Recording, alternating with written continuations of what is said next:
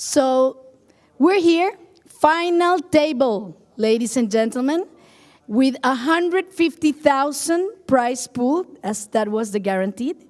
And let me introduce the players, the champs that made it. Position number 1, here we go. Mr. John Per Percent from Norway. Congratulations. Seat number 1, with 2,925,000 in chips. Position seat number 2 from Belgium, Mr. Guillaume Mathieu Otto. Let's give it a big hand for him. Position seat number 3 from Italy, Davide Ianico.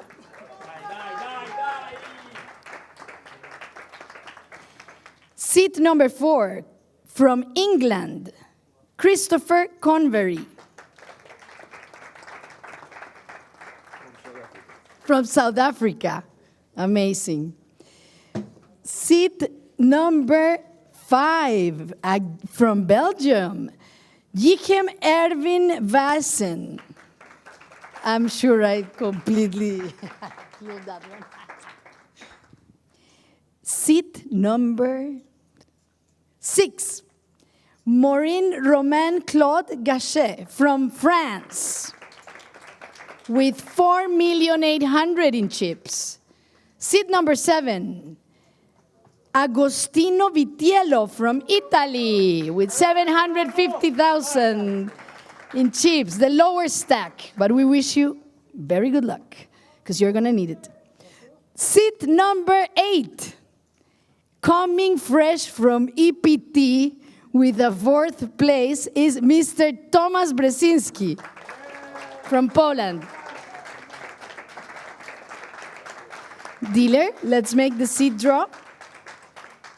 I want to take this opportunity to thank my team at SiGMA World. Let's give them a big clap, because our social media people, video content, our models, our sponsors, MTT, Cubea, EvenBet Gaming, SpinBet, Card Player, Poker News, and the Hendon Mob. Without you, this wouldn't be possible. So let's give them a big clap.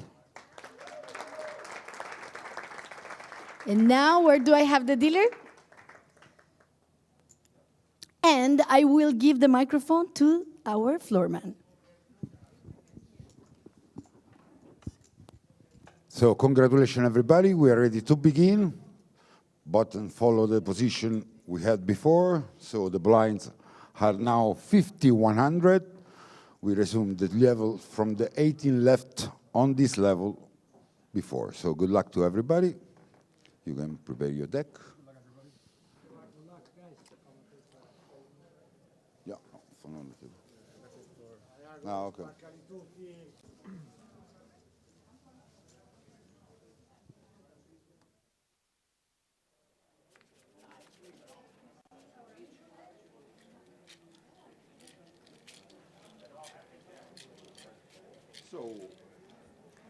And thank you, Yvonne Montaliegre, for the introductions. This is Roland Boothby, Head of Partnerships for Hendon Mob. We are here at the SiGMA Poker Tour Malta final table. We're bringing you all the action right down to a winner tonight here at the Portomaso Casino in Malta. I'm delighted to be joined by 3-time Global Poker Award-winning podcaster and professional poker player David Lappin, and SiGMA Poker Tour ambassador and Twitch streamer Lucas Robinson, Robin Poker. We are streaming on Robin Poker's Twitch stream. Chaps, how you doing? SiGMA Poker Tour. I'm so glad to be here. Thank you for that introduction, which no mention of any actual poker prowess, just podcasting specific introduction. I did say professional poker player. That was almost as badly as Yvonne introduced that poor man, Agostino, who's apparently going to need an awful lot of help with his short stack.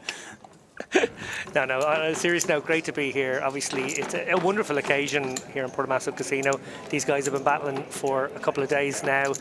I know it's quite late in the evening. You're probably all Sunday grinding away, but here's one man who actually is giving up his Sunday grind to join us, Robin Poker. Yeah, on my Twitch and YouTube channels tonight. You are all privileged. I am going to be playing the online series over the next few weeks, so Don't worry if you are wondering where I am on the online streets. Today we've got the live poker streets instead. I unfortunately did not make day 2, so this is why I'm in the booth with you wonderful, handsome gentlemen.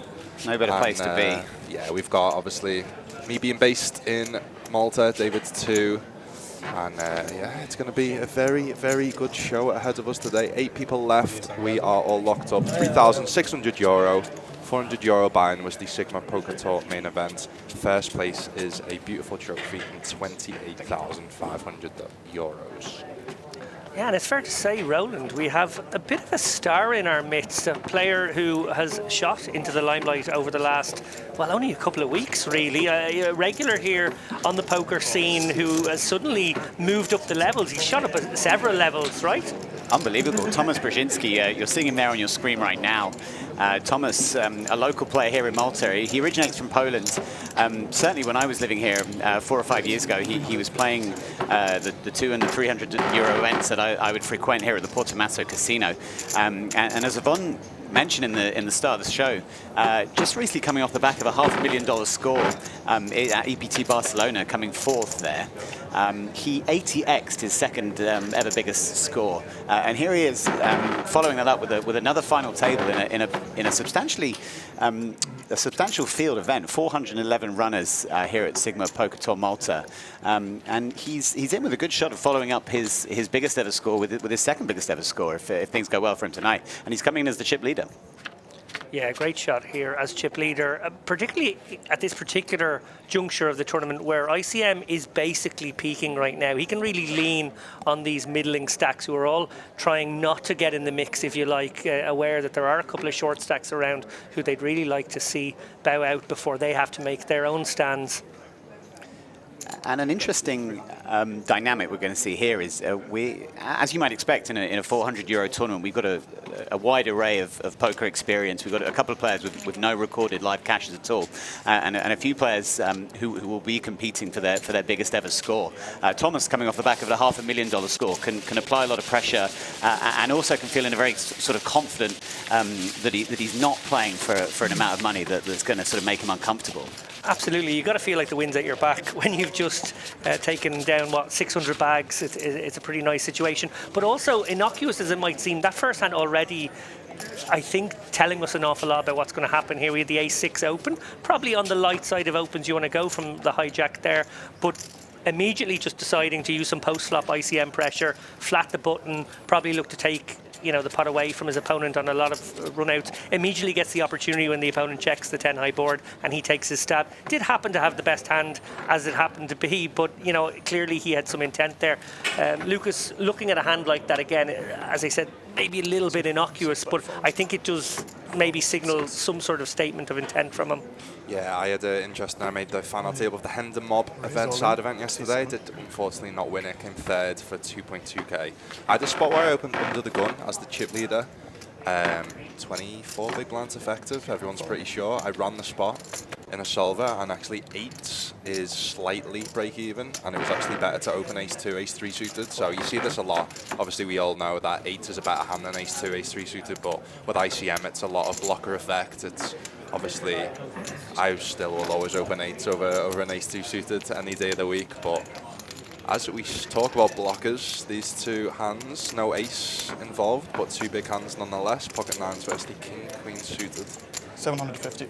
Yeah, I think as Davide here, you got to probably take this spot here. King Queen is going to dominate some of what Augustino will go with here. He'd be happy to shove a Queen 10, Queen Jack, King Jack, that kind of stuff. Sure, he's going to have the the Ace 10s, Ace Jack sometimes as well, but you're almost flipping with those. I think you got to take a spot like this because Davide, I'm pretty sure, maybe second or third short to stack in the tournament. So getting an opportunity to knock out the shorty here, put himself into the mid-pack, I think this is too good a spot to turn down. And you certainly dominate some hands that the hijack can shove with the 7.5 bigs. That's got to come into his thinking as well. He's going to lay it down, a little surprising. Don't get me wrong, it was cuspy. Like, I think you look at the King Jack, you're not loving life there, but I feel like the King Queen may be bottom of the range call. King Jack suited, King Queen certainly feels like where the line is. Yeah, like we talked about, obviously we've got a person that just come off a 500k score at an EPT so he's going to take them spots. Whereas you've got people on there that are going to play a lot tighter, so it's going to be an interesting dynamic. I had a guy yesterday where, obviously, it was a 200-side event. There was certain players playing. It was their dream to obviously win a package to, let's say, South Africa. There was this guy's dream to play every pot, so he was limping every pot, getting involved with 100% VPIP. So, again, made it a really interesting dynamic where, as the chip leader, I was at the start. I couldn't really play too aggressive because that's where obviously your money comes from, having the chip lead, everyone playing tight, you can open certain hands, but obviously if someone's wanting to get in the mix, then your strategy is to play tight. So that's why I really love final tables, because there's obviously different dynamics to every single one. I do expect, like you said, Thomas with one of the chip leads to assert his domination in terms of playing aggression, opening them offsuit ace-x a little bit wider than people will normally open, and obviously if he sees people fold hands like king-queen suited for 7 big blinds, then he's definitely going to, it'd be interesting to see if we do see any of these chip leaders start opening up. Interesting one here, Davide, with 13 bigs, king 4 offsuit, blind v blind. Maybe a spot where you can use the blocker and raise fold, maybe a spot where you want to limp in against certain players who won't pounce on you too often. I think it's probably too much to jam, so this feels okay.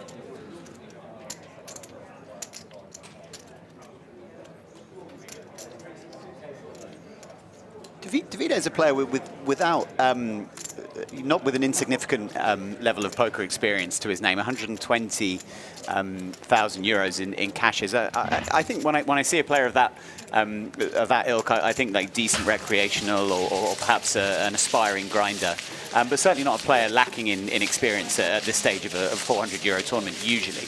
No, certainly not. And interesting there to see Christopher pounce on that bit of weakness there. Guy limping off that 13 big blind is often not going to be very balanced there, Lucas. And when you think about maybe some final table dynamics, he's second shortest chips. We've seen him obviously turn down what must have been a close spot. They don't know what he had, but they know he was willing to turn down a close spot a moment ago. Quite like the idea of putting a bit of pressure on him with a little raise there out the big. Yeah, so the information I've got on Christopher, my friend, one of my best friends, played against him on day 1 of this event, and let's just say he has no fear. So he's going to be a really interesting player to watch and analyse how he plays, like we've just seen then. ISO the Jack 8 off. Yeah, to be honest, it's one of the biggest reads I have that if you're watching this, you can take away.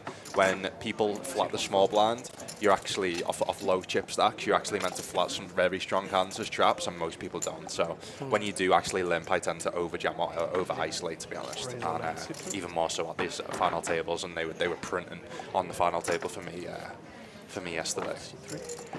Yeah, that makes an awful lot of sense. Very interesting here. We see Guillaume happy to go with the king-jack, sort of proving the point from earlier that the king-queen was a really nice call in that spot. He's not always going to be shoving hands that are, dominating you. In fact, that's quite a small portion of the range. Most of the range is flipping or you're beating. So, not another nice pickup here from Guillaume. It looks like he's going to get through the ace-3 here from the big blind. And, good start for the short stack here. That's why you can't really fold hands like king-queen suited in certain spots, because when you do dominate, when there's hands in their range that you dominate, you tend not to fold. So let's say you've got a pair and they jam, let's say 2 or 3 pairs under you, that means something, like most of the time you can't really fold them pairs. So it's a good way of thinking about it. If he did think he's never jamming king-jack in that spot, but I think we can all agree for 7 big blinds. Interesting dynamic on obviously live poker tournaments as well. Online, there's an automated ante that everyone puts in. Live poker, there's the big blind ante. So when you're a short stack and you're coming up to the blinds, you don't just have to put 1 big blind in. You obviously have to put 2 big blinds in. So you do tend to see with live poker ranges, you jam a little bit wider as your early position with a short stack. So yeah, it's going to be interesting to see how the short stacks play. Yeah, I touched on the ICM aspect of this sort of 8-handed play, where essentially that's peaking right now for these guys, playing a big factor. And it was interesting seeing the stack distributions there on screen there just a moment ago. It's kind of like we have 3 bigger stacks, 3 middling stacks, and 3 shorties at the moment, with a bit of distance between those 3 groups. And that really does accentuate the issue for those 3 guys in the middle. They're all sort of handcuffed right now. It's good, because I think if there was a big chip leader, let's say yeah, it was an experienced player with a big chip lead, then it wouldn't be too fun and interesting because most of the time they are going to take it down a high percentage of the time. When they're playing super aggressive, people overfold them. But the fact we've got a good balance of small stacks, middle stacks, big stacks, it's going to be very interesting, especially as we obviously get to the bigger pay jumps as we go on in this final table. We've definitely got an interesting mix of players. Something I wanted to pick up on is I saw the graphic which listed the players' nationalities. We do actually have 2 South African players at the table. They're both playing under different flags. I mean, I think at the final 8 of a tournament in Malta, you definitely don't expect to have 2 South African players. But John Person and Chris are both South African players. Chris, a hugely experienced player with almost 600,000 going back to in earnings going back to 2006, and John, as you're seeing now with Ace King in under the gun +1, playing under the Norwegian flag. I chatted with him yesterday. He's also from South Africa originally, so we wish them well. I sent news to my South African colleagues down there that we've got 2 of their compatriots on our final table, and they said they'd be tuning in. So shout out to any South Africans in our audience tonight, cheering on their boys. I was gutted to not win. Obviously, first place in the Hender Mob got a South Africa package added, so I've never been myself, always wanted to. So yeah, hopefully one day I'll make it to a live event there. It would have been nice to get Lucas down to Cape Town with the Hender Mob, but I'm sure we'll find other opportunities to get him there. John I played with a lot yesterday. We had a good battle. I ended up taking him out of the Hender Mob, but he's a very good player. Really respect his game. He had a really fun hand that we played. Final 2 tables. Yeah, he thought I was bluffing. I was not, but he did make a good fold. That tends to be a good strategy when you kind of call out their hand. You maybe think they're bluffing, but you make the fold anyway. So I never have bluffs. I'm a nit. I had the nuts. It was certainly a hand that drew the attention of the room. The cameras gathered as John mulled over his decision. Yeah, it was an interesting spot where he jammed. He bet 100k and I had 170k on the river, so I jammed the rest. And yeah, I just don't think it's very hard for me to have bluffs in that spot. I did have a set, and yeah, I think he had 3rd pair, so yeah, no respect.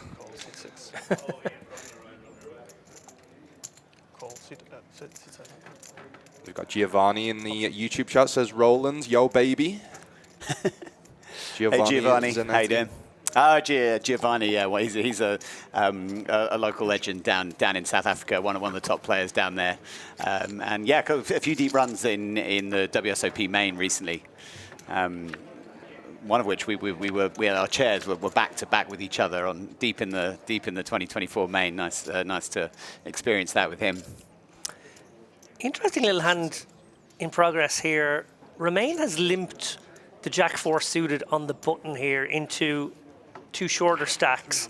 Obviously constructing a sort of a limp range. Some of it will be limp trapped, some of it will be, I guess stuff like Jack-4 suited. An interesting line to take here. Sometimes I feel like if you want to just use, the power position there, just a min raise would probably be okay and you can still fold.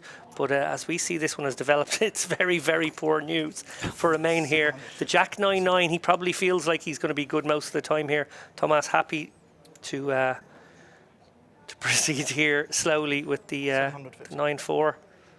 That's exactly why you want to min raise this type of hand, getting a hand like 9-4 off to fall pre-flop and not allowing them to flop chips like this. And it just puts you in difficult spots like this. You're second in chips, they're first in chips. Don't necessarily want to play too many pots versus Thomas, as both with having the chip lead and having the experience that he has. Now, Thomas very likely this one to go check now. Romain will be a little bit worried. Obviously, that 8 connects the board up a little bit more. Would you construct a leading range here if you're Thomas, or would you be happy to go check and then find some bets on rivers? So you tend necessarily to have donk bets when the nuts change, and I think both players can have the nuts here in terms of the boats, in terms of the trips, in terms of the straights. So I don't think this is a specific turn that you would have. Let's say if the 9 had paired on the turn and the big blind's going to have more 9x than the button, then I think you can see it. But obviously it's going to be an easy value bet for Thomas. Be interesting to see how. Well, size-wise, I'd love to see him go very big here, because actually that 8 could be in the mix here. Very reasonable for Romain to have a hand maybe that has an 8 in it, that has played this way. You can go for a big size that will also maybe, polarize yourself, that maybe you've got missed spades now and the jack would have to find a hero call. Very nice laydown. Fold, discipline fold. Yeah, you could easily talk yourself into Thomas is putting the pressure on there. Thomas has got a bunch of maybe counterfeited pairs, got a bunch of bluffs there from the big blind, but yeah, does make a great fold with the jack 4. But again, that's why we said just min raise that hand, get the small blind, get the big blind to fold certain weaker holdings, because if you go multi-way there with even in position with a hand like jack 4 suited, it just best the chip leader, it just puts you in so many difficult spots. To take a deep dive into the strategy aspect of that one, though, I almost feel like a larger bet gets called more often, because once you polarize yourself in that spot, you automatically have a range that can contain more bluffs, and you might get the hero call from the jack much more often. I don't know if that makes sense to you. Obviously, there's another aspect, which is just like laying a guy with the jack a good price might just get the jack to call, and maybe against this guy, Romain, you just want to maybe pick a number that he'd like to call. Yeah. But just in terms of the pure strategy of it, I'd have liked to see that be a bigger bet. Guillaume all in under the gun here, 11 bigs, ace jack suited. 46. I think his hand can jam, can min raise. You see a lot more min raising going on FTs off these shorter stacks, but yeah, 11 big blinds under the gun seems obviously fine to jam ace jack suited. I think I'd prefer to min raise ace jack offsuit. You get to min raise forward if you do see any more action behind. So. We saw the chip count graphic there a few moments ago. How good is life for Thomas Brzezinski right now? He's coming off the back of his biggest score. It's probably the first tournament he's played since Barcelona, and he's just straight in there, 411 players with another final table, and he has double the stack of the second place chip count. Just it's what poker dreams are made of, really, isn't it? Yeah, and going for his second biggest live cash of all time today as well. Remember. This might seem like a smaller accomplishment in the context of that enormous result in Barcelona just a week or so ago. But actually, in the context of this man's poker career, this is a big one. Yeah. I mean, 20,000 is not a too shabby amount to add to your bankroll after. I mean, yeah, it doesn't seem like much if you add it to the 500,000, but I'll do him a few big buy-ins for future live events here in Malta. And to actually look at that a bit more closely, 150k guaranteed. They have missed the guarantee, but by literally a smidge, like change, basically nothing. They more or less hit it, and that's an astonishing performance for me here on this island with not a huge side event schedule attached. That they've managed to pull these numbers together for what is a nascent tour, just a brand new tour. When you look at some, bigger, more established operators all around the UK, all around Europe this weekend, last weekend, not hitting these numbers. The market for live events in Europe is very saturated right now, and it's a great time to be a poker player in Europe. But the SiGMA Poker Tour is up against a lot of other very established tours and venues running huge events week in, week out. So to pull 411 runners, I think, is a really good start for SiGMA Poker Tour in Europe. This is the second event for SiGMA Poker Tour, following on from the inaugural event in Sao Paulo in Brazil earlier this year. I think everyone connected to SiGMA will be extremely pleased with the numbers this week. And off the felt, it's just been a phenomenal week. And everyone at Hender Mob is extremely happy to have been invited to partner up with SiGMA. We had the Hender Mob Championship yesterday, 100 players. We awarded a package to Cape Town, to Nicholas Neiman, a local player and a good friend of mine. Robin was another player I was rooting for hard throughout the event. He came up short in third, but he documented on Instagram some really interesting hands that he played throughout the day. So it's just been a phenomenal week here, and really looks forward to seeing what SiGMA will bring us in 2026. Yeah, so no events have been announced for next year, but what they have announced, guys, is one of their partners on MTT Sports is having a free roll tomorrow night, 7 p.m. Central Eastern Time. There is a link in both YouTube chat and the Twitch chat. If you do want to just put ! free roll in chat in my Twitch channel, you'll see, like I said, free buy-in, free enter, one SPT package for any 2026 stop. So obviously this year, the stops were Brazil, the stops were Malta. There's going to hopefully be more next year. So yeah, do sign up using the link, free to enter, and you can potentially win yourself a package to travel the world and play poker next year. The dream.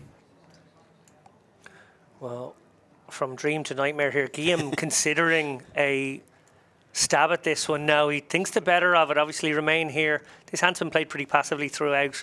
Has managed to river top pair. Going to go for some value here, and Guillaume basically with nowhere to go. He's going to have to release this one. But definitely gave some consideration to taking a stab of his own. Would be a little wild to consider a check jam now. Hard to know what you're representing, and he does think better of it. A bit disappointed not to hear any mention in that lengthy Hendon Mob tribute there of my 46th place finish in a field of whatever 100 players. So, you know, almost the top half, I think, maybe of the entire field. You are a fairly consistent performer in Hendon Mob Championships. Historically, you are one of the two final tables. You I are, think, and one of the top cashers. I think you're joint top with possibly even myself and another friend of mine with four. I think of 4 caches or possibly I have 5. five. Yeah. Well, yeah. it's getting I know these. tight. I know my Hendon Mob stats. Just don't mention the buy-ins. I go on the website a lot just to check. You get a little special insignia on your profile when you cash the Hendon Mob tournaments. You certainly do. The unique flag only available in Hendon Mob Championship events. And, well, the number of Hendon Mob Championship events seems to grow year on year. So the opportunities to add that to one's profile, if they weren't to already have it, would seem to get greater each year. And hopefully we'll be bringing you some new locations in 2026 when they can be announced. Speaking of flags, we have in our midst this weekend, great to see her support this festival as she does so many festivals around the globe. Globetrotting Wankress, Maureen Blucklinger, has been here since I think maybe Tuesday or Wednesday afternoon. And, you know, she's been battling. I think she might have made the final table of the Divas last night. I know she probably fired bullets into this one as well. Maureen does a lot of great work in and around the poker community, and it's always a pleasure to see her at events. Just one of the most passionate people that we have in our industry, and long may that continue. Well, I don't know if the participation of Augustino is going to continue much longer here, as we see Remain probably pop committed to this rejam. 450 more. The price is right when it gets back to him, and Augustino, he's got the best of it, but Remain with live cards.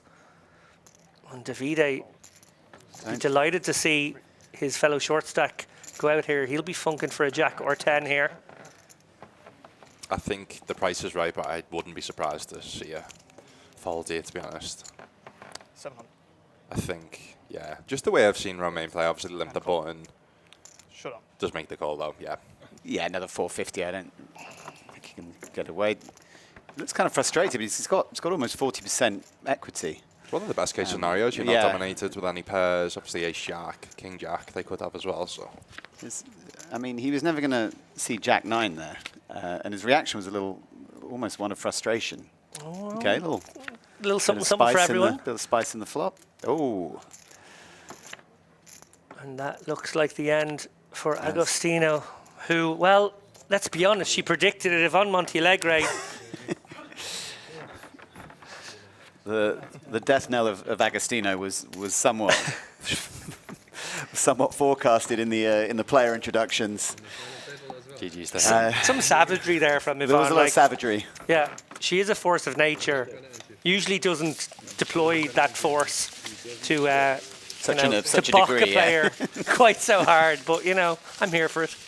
You do see it says €3,000 there. For 8th place, it actually doesn't include the min cash in that one because players could collect the min cash after cashing on day 1. So oh, nice. he did get 8th place for €3,600. Not too shabby from a €400 buy-in.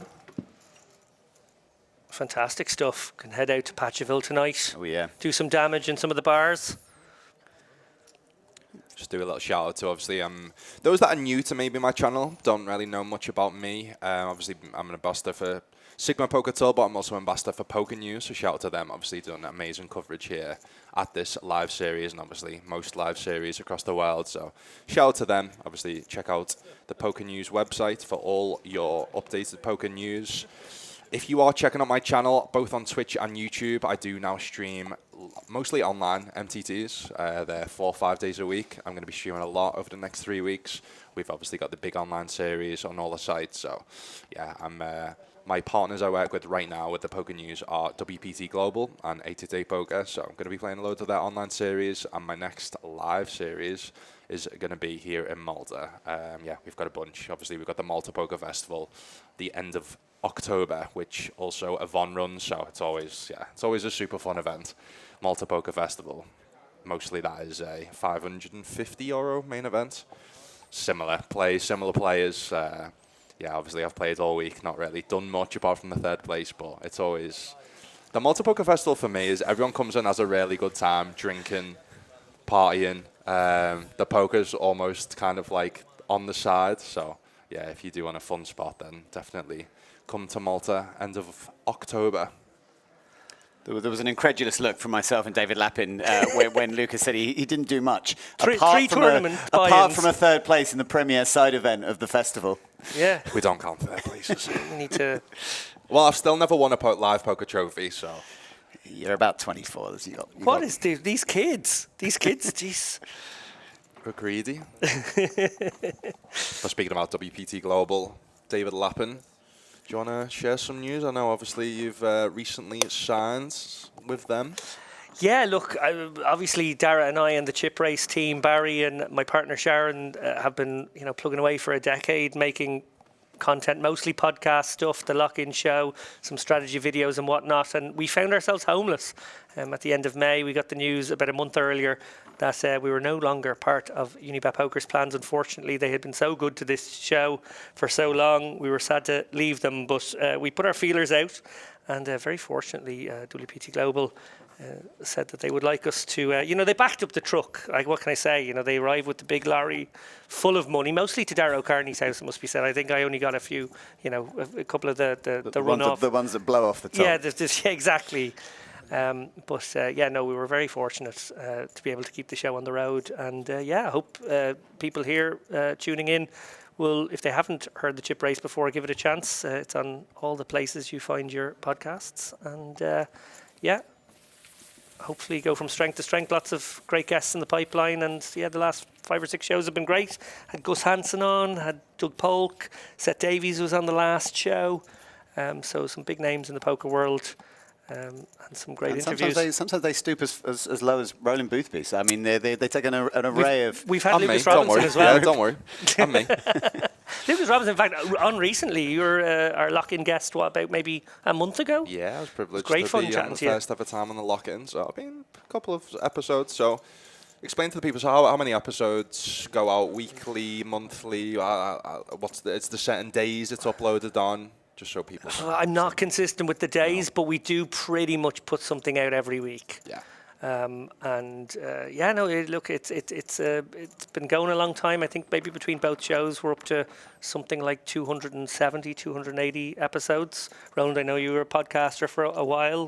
We can imagine you actually understand, unlike everyone else, the amount of work that you put into these things. Well, so did you, Lucas, as well. At the start of the year, yeah. And to be honest, I was like, right, you know what? I'm going to get in a good routine with it. I'll have guests on because I've got built up, obviously, connections in the poker world. I'll do the edits and the shorts myself. Yeah, no chance. A massive respect to anyone that does that full time. I was trying to balance poker on the side as well and obviously streaming. Yeah, it's massive respect to you to do that many episodes.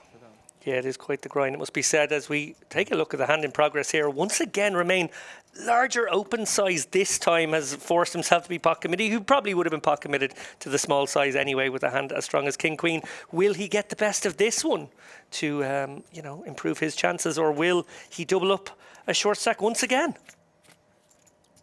King Queen we saw fold earlier. We do not see the King Queen off fold. Pocket sixes. He's had some hands. Oh, and that... There's no help. There it is. Tough evening at the office for Romain here, who has come off the wrong side of 3 pots now, going from 5-point-something million now down to 3.8.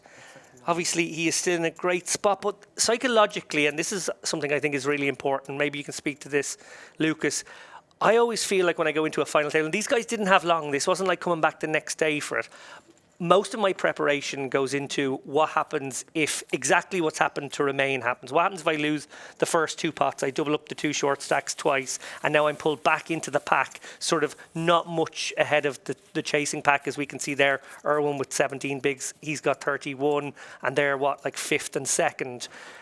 Psychologically, I feel like that's the preparation I need to make. I have to be ready for that situation, that tougher day, because frankly, if things go your way, if you win those 2 flips and you're now the chip leader, it's very easy actually. So you don't need to prepare for that so much. Yeah, it's so difficult. I was the same yesterday in the final table. Went in as chip leader, lost a couple big ones, and then I found myself last in chips. And it's almost like, oh, maybe I shouldn't have played this. Maybe you start to have doubts, but you've almost got to try and play. But a really good tip for me, take a few deep breaths, and you've just got to take every hand as it comes. If you can be honest with yourself and say, listen, I played every hand as best as possible, you've just got to, it's so hard, it's so much easier said than done, but you've got to forget what the previous action has had, and then I did that. I said to myself, which I'm obviously getting better at, which previously on final tables I've not been good at, especially live poker. It's a completely different beast. When you're used to online, you're used to playing a lot of, I play up to like 8 to 10 tables, you don't need as much patience. You go out one table, you've got another 9 to play, right? Whereas live, you could be playing for 2 days straight like these guys. You could be playing 10, 12-hour days. You then make a slight mistake, or not even a mistake, you just lose a flip like that. You've just got to be calm, take the next hand as it comes, because, listen, you can't win every pot. That's impossible. And I always say to myself, let's say I go down to like 2 big blinds. There's people that have won tournaments with 2 big blinds before, so... Just like we see here, Romain now in another This is spot. quite tough. He's been put to the test immediately Let again. it go. You can 10 see it. bigs, cut off the big blind. Sort of. Like, that is a call, to be honest. Yeah. Like, it is a rock bottom call, but again, it feels like it was a call. The king queen, we saw him turn down earlier. Also, you know, probably the rock bottom call. So maybe he is letting that sort of, which is quite a fraudulent thing, momentum. Because I think that's what underlies your point there, Lucas, is that, you know, we're human beings in an emotional journey through a poker tournament. So we feel like these moments are connected and there's this feeling of momentum. But actually, in reality, every poker hand is just this sort of singular event, and we just have to reset after each one. Speaking to that, Roland, obviously you play an awful lot of poker as well. You know, how good are you at doing that sort of mental reset that Lucas referred to, sort of maybe, you know, like a really good couple of deep breaths being the way he's able to maybe achieve that? I've got to say, not very good at all. And the reason being it is the infrequency with which you make a final table. Wow. A player like me who probably plays maybe 7 or 8 tournaments a year, you might make a final table of a reasonably sized tournament once every couple of years, or once a year, or once every couple of years,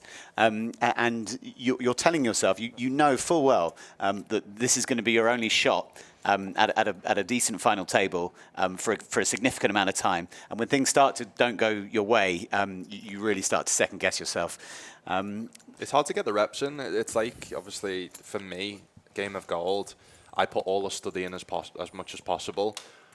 You can't replicate that. Flying to South Korea, playing on my first ever TV show, and all the cameras in front of me against one of my idols, Daniel Negreanu, Maria Ho. Like, what I should have done is maybe gone to potentially try and replicate that, is go on a live cash game live stream, let's say. That's the only way I think I could have prepared for that, but because no amount of study or playing online could replicate it. This might be most of these guys' first time playing with cameras, with the lights, with knowing that people are going to see their whole cards, knowing that people are watching on the stream. So, yeah, obviously this is where the big edge, I think, in Thomas, not only from an ability, but from an experience standpoint of he's used to literally fresh off being on one of the biggest final tables of the year. So it's so hard to replicate.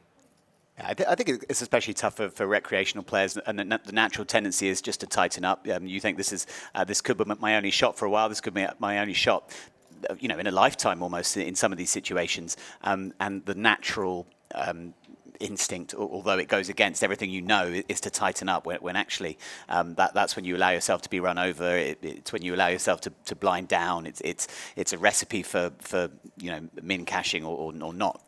Maximizing the situation that you find yourself in. But so many amateurs do it, and the worst thing is you know you're doing it some of the time. You're shying away from spots that in the early stages of the tournament you would have taken, hands down, enthusiastically. But as once you get into the money or within a sort of touching distance of the final table, you just find yourself tightening up and almost sort of knowing you're doing it, but can't do anything to stop it.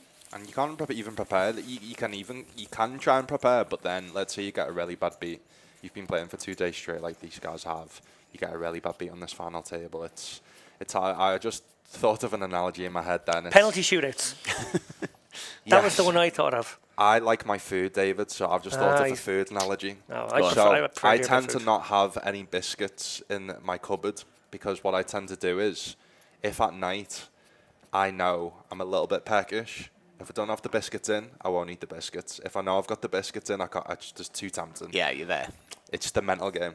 It's the mental game, both in poker, and for me, it's food. Yeah, well, as the tubby lad in the box, I'm going to say that I fail miserably, both at the supermarket when I buy them and then when they're in the cupboard as well. But I was thinking penalty shootouts because you can't replicate the penalty shootout pressure situation where you can practice the penalties all day long, but it's not the same. And then you were kind of in that spot maybe on a very high profile sort of TV game show, poker show hybrid, where you're like, what could you possibly play that was going to replicate that? Not really anything. You can tell I've got biscuits on my mind. Yeah, I fail at every stage of that biscuit journey. I love all the biscuits. Oh, me too. Jammy Dodgers, Viscounts. Chocolate hobnob for me all the way. Yeah. We're slipping into a Stuart Lee routine now. Thomas has limped the small here, 7-4 suited, and John is going to crank things up in the big. Yeah, credit to John for deciding to take this spot aggressively. Like, this is one where, as the effective stack against one of maybe only 2 people in the tournament who can eliminate you, I might have defaulted to the passive line there, not raised the ace-9 suited, decided to sort of have a disguised strong one in my range, maybe got a little sticky over flops and turns, but gone about it that way. But he's actually just decided, actually this ace-9's just way ahead of my opponent's limping range, who probably would have tried to put some pressure on me with some of his good stuff, and credit to him for picking up some nice blinds and antes there. Again, that looks easier said than done. Like, he's third in chips, right? There's another 4 stacks below him, so you're facing the chip leader. You don't want to bust, but yeah, I mean, like I said, John's fearless. He's going to take them spots, like he did versus me yesterday. It was, I mean, I was very happy when I took him out final 2 tables, because I wouldn't have enjoyed battling against him on the final table. Someone's just asked in YouTube, just quick, sorry guys, that why is this not, it looks as though it's an official stream for this event, why is it on, it looks as though it's on a player's YouTube channel. That's because obviously the SiGMA Poker Tour is a new tour. They've not yet created their YouTube channel themselves. They obviously do have a Facebook channel, but yeah, this is kind of almost like a first test. We also tested this in Brazil, but we did stream on the Monte Carlo casino page as well as my channel. So yeah, I'm an ambassador of the SiGMA Poker Tour. I stream on Twitch full time. I've built up a following, so they thought it'd be best for this event to be streaming on my channels. But who knows? In the future, we may see it a bit more of an official thing on the SiGMA Poker Tour channels. Yeah, I think this puts it in front of the maximum number of eyes possible, getting it out on Robin Poker. Wow. You've built up just an incredible following, and you're an ambassador for the tour. So it makes a lot of sense to me. We had a slight scare on Brazil, and I'm not going to speak about that. Potentially, I was going to bring that up in a minute. Potentially got me banned after 4 hard years of work, streaming 1,000 hours in 100 days, all for nothing. But yeah, I mean, we just talked about Thomas potentially opening up here. I think he was trying to analyse the players and maybe get some information from the stream delay on how tight these guys are going. So yeah, you can see it now. He's starting to open up 4-2 offsuit. What do you think about this open on the button, David? Like, it's obviously out of line, but I think he feels like against those 2 particular stacks, they're probably going to play very straightforward and honest in response, and maybe he can take it away against a big blind defend on a lot of boards. Maybe sometimes he actually makes a hand with this 4-deuce.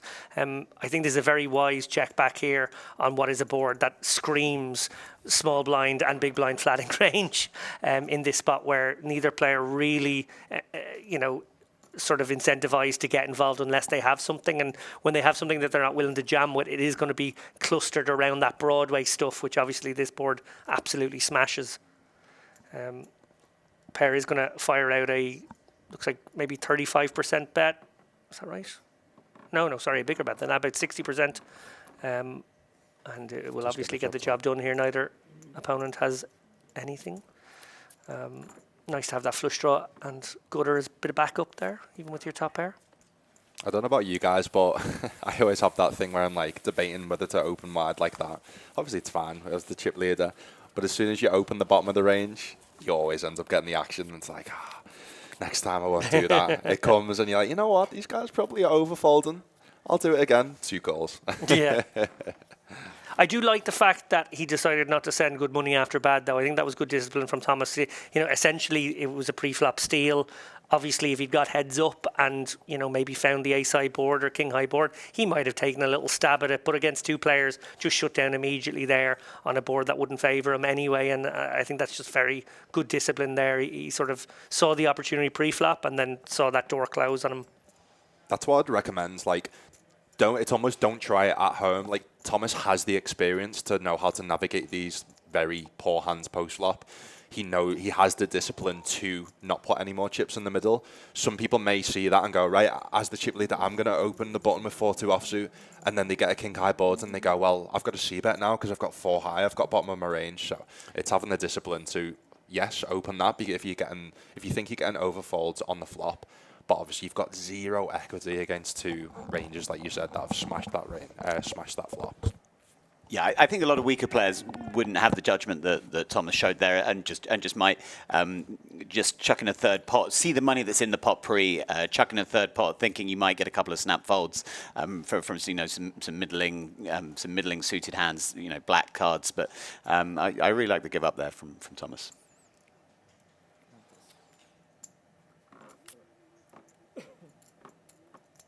Do you see a walk? First walk of the FT. It's never bad with, just over 10 big blinds. Now, there's a few players at the table who perhaps don't, per their Hender mob, have a huge amount of live experience, but I suspect they may have more than their Hender mob reveals. There's a couple of players who seem to carry themselves in a way which suggests experience in live poker beyond what their Hender mob shows. I'd say John Person, he's got 40,000 in cashes, but he certainly plays like a player who's been playing at a good level for a long time.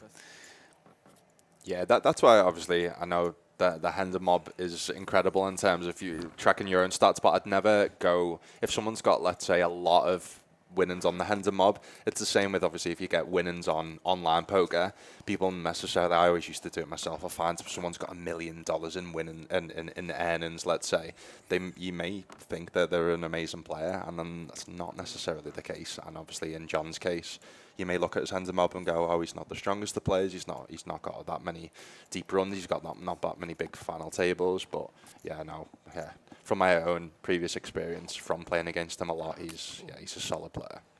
Yeah, on that subject, obviously, and this is maybe a debate that goes around maybe once or twice a year in poker circles. Usually it's a particular player that brings it up or a particular action, but most recently Jonathan Little was sort of maybe the subject of a bit of chat about how he was using his Hendon mob results, which of course are just a record of all the wins, all the cashes, and they don't reflect any of the buy-ins. So we don't know whether Jonathan is profitable. Very likely he is profitable given the amount of wins he has, but using that figure being viewed by some as a sort of a dishonest way to advertise your coaching site or your whatever. I'm interested to know, because I don't really want to, for several reasons, one being that I don't want to have an exhaustive email exchange with Jonathan, is for you guys at Hendon Mob, when you see yourselves be the subject of it, are you ever tempted to weigh in any way, shape or form? Obviously, you know what your site provides and it's an amazing resource, but it is limited and you don't make any, pretense about that. Oh, so the time at which I would most like to weigh in is when people suggest that it would be an option to track losses. Good luck. I mean, the there are thousands of casinos around the world who share results with Hendon Mob, and we're grateful to those. They make our life easy. They are the lifeblood of what we do, the casinos. If people are under the impression that the casinos would also share unsuccessessful buy-ins of every player who played a particular tournament, this would be a huge misconception. It would never happen. The casinos share the cash outs, the payouts for the player who cashed an event. They don't share with us any data of players who didn't cash the event or how many buy-ins those players had. And even if they did, the resources required to log losses, to net off losses against winnings won in a tournament would be far beyond anything that we could ever deal with. We have a lot on our plates just tracking cash outs in tournaments around the world and results from 2,500 venues. So yeah, if anyone was thinking of suggesting to us that we should track losses, there are 1,000,001 hurdles that make it impossible. Feels like we might be looking at a sort of a favoured hand situation with Erwin giving quite a bit more thought to this Jack-10 suited than I thought it was maybe worth.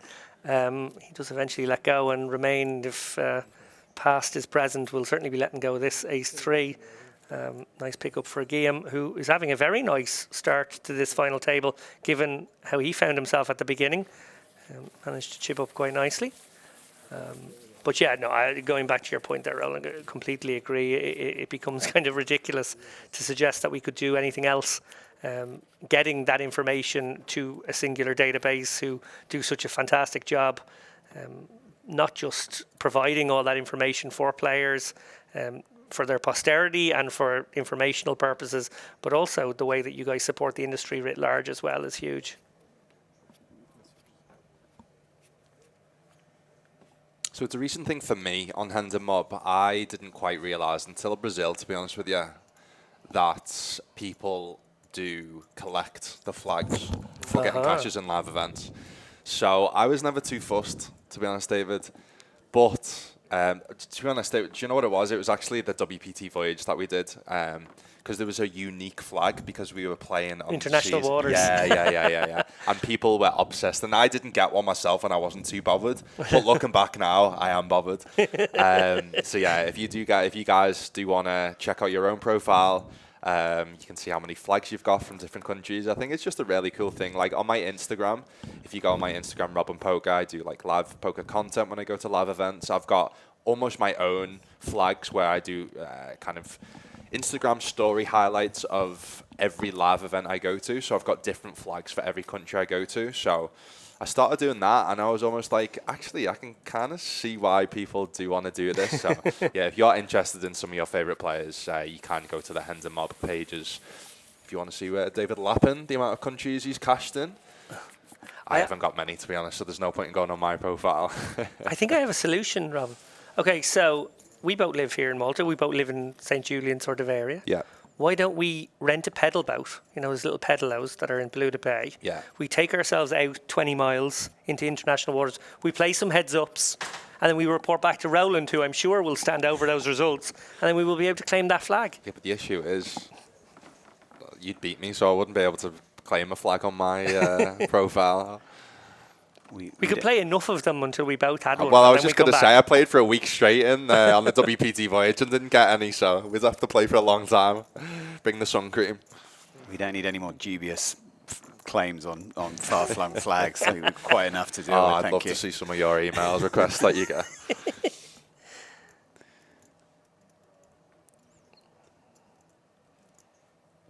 I do have one stat regarding flags that I am quite proud of. Because it really annoys the flag hunters, who I don't put myself in their category, because I think, you know, the people who sort of the Andy Hills of the world. Well, I know that's maybe a bit of an old reference these days. Andy doesn't travel quite as much, but my God, he was all over. Dominic French, obviously, Maureen. I have never played poker in a country that I haven't cashed a tournament in. I have 100%. And you told me that when you appeared on the First Flag podcast.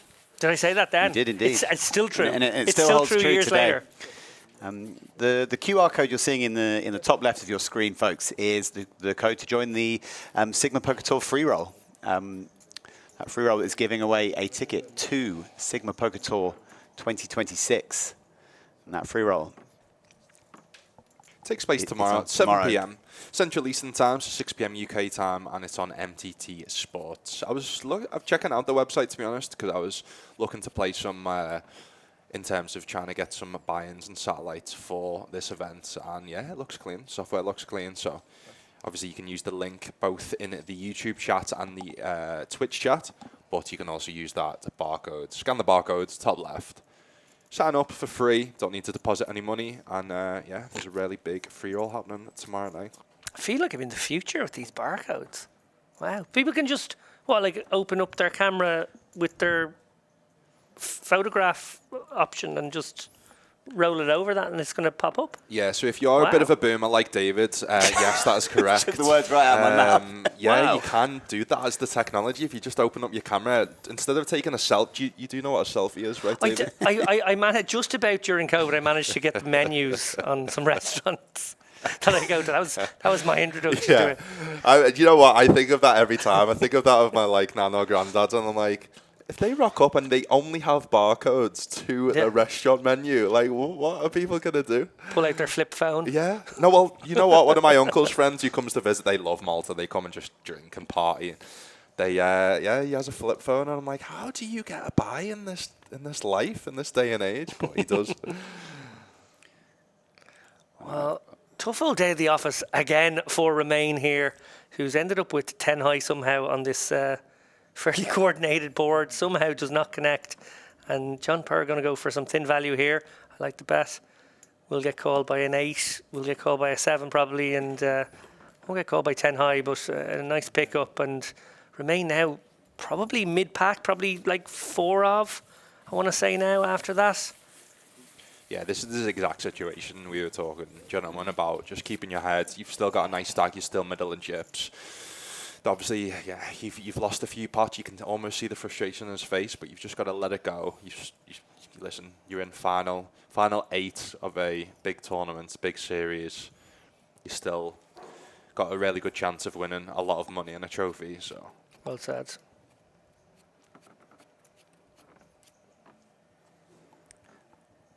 Remain is one of the players at the table who doesn't have any recorded cashes on his Hendon mob. I feel like the way he conducts himself at the table and handles the chips, he has played a decent amount of live poker. He hasn't made any egregious mistakes. There is some poker experience there, I would say, beyond what you might see there.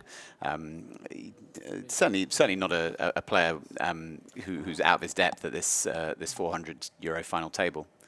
No, certainly not. He's played tremendously well all day to build that big stack. It's only in the last hour or so that he's been put under the cosh, and if he is able to regroup, has every chance from here on out. Like you start the tournament, you say you're going to have an average stack with 7 left. You'd be like, okay, that sounds okay. I'll take that. Yeah, that's kind of the stuff you've got to tell yourself. Like if he was grinding yesterday on day 1, would he have took being in this position with this many chips on the final table? Yes. So you've just got to. It's obviously difficult to do when you've kind of. I'm not going to say tilled, but you've lost a few parts. Things aren't going your way. It's easy almost to. Think of yourself as not being able to win the tournaments, and that's kind of what I felt yesterday. And it's just them thoughts that happens. You've just got to almost remove them, and you've just got to stay patient. Patience is key. Like this week at the start with me, like I said, being used to playing online, it is a lot slow. It's a different beast. Like patience is so key playing live poker, and that's the one common thing that I hear from people. Oh, I don't know how you play live poker. Oh, I don't know how you play that tournament. 8 hours. How do you concentrate? How do you have the patience? And that for me is the one key trait. I know, David, you commentate on obviously a lot of big names in terms of the bigger kind of WPT events, and I assume that you agree that one of the best traits that you can have as a live poker pro is having that patience. Yeah, it's an old adage, obviously, but poker in its live format is hours upon hours of boredom, punctuated by these moments of gripping excitement and sometimes fear, as well. And I think players who have both the patience but then the composure when it is their time to execute always stand out. And just noticing there's a player sitting out right now. For a couple of hands in a row, we have. It must be nice, David. No, I think it might be Romain. He's actually decided he's had enough. He's gone off for maybe a little bit of air, a little toilet break. Maybe that's not a bad idea. You see players do that sometimes. I wouldn't recommend it on a final table by any means, but sometimes after a frustrating period or a bad beat or something happens, guy who just walks away for a hand, maybe doesn't trust himself that next hand. Maybe it's not the worst thing to do in that spot. Like we just been talking about then, it's whatever works best for you. Like you said, yeah. Like even like it's been a long week. Even before doing this commentating, it's going to start at 10 p.m. I've just like go to the toilet, splash my face, get some water, feel better now. But yeah, whatever works best for you. But like we talked about there in terms of, we saw earlier in terms of there was the 3-bet jam and the Jack 10 suited was in the tank. It's sometimes very difficult to look down at a beautiful hand like Jack 10 suited and make the fold. But again, it's that discipline that you've got to make on these final tables. Christopher now opening 2s onto the gun. Interesting open. Yeah, this is a little out of line here. 2s just vanish out of the range, as do hands like 4s, 5s and 6s, to be honest. You want to be opening something much more substantial. As you mentioned earlier, Lucas, the ace-2, just infinitely better than the pocket 2s in this situation. He's actually got a board that he might think favours him now against the cut-off, who might be flatting some... Oh dear. What did I tell this you is a misstep. This is a misstep. Christopher's got 0. Thomas not going to be loving like obviously theoretically he can never fold here with top pair, good kicker, but will be worried that Christopher has the over pair here, finds the under pair. What a dream situation now. Thomas wasn't expecting to have 87% equity when he was considering this call, and a little bit of a misstep there from Chris, our South African player. He has got the English flag, but he is representing South Africa and has got a lot of support down there, and he's got one attempt left at a deuce. Ducks fly together, as Griffin Benja says. I'm not even joking, guys. That's the exact same thing that happened versus one of my best friends against Christopher on day 1 on the bubble. For a chip lead pot, the exact same thing happened. My friend had top pair, Christopher had the pocket 5s, under pair to the board, hits the 5 on the river, and this happens again to Christopher. Wow. That is crazy. I almost said we've been short on drama at this final table so far, and that is the drama we called for. Unfortunately, it's Thomas on the end of it, but Chris, he's pulled a 2 out of there, and he was out the door.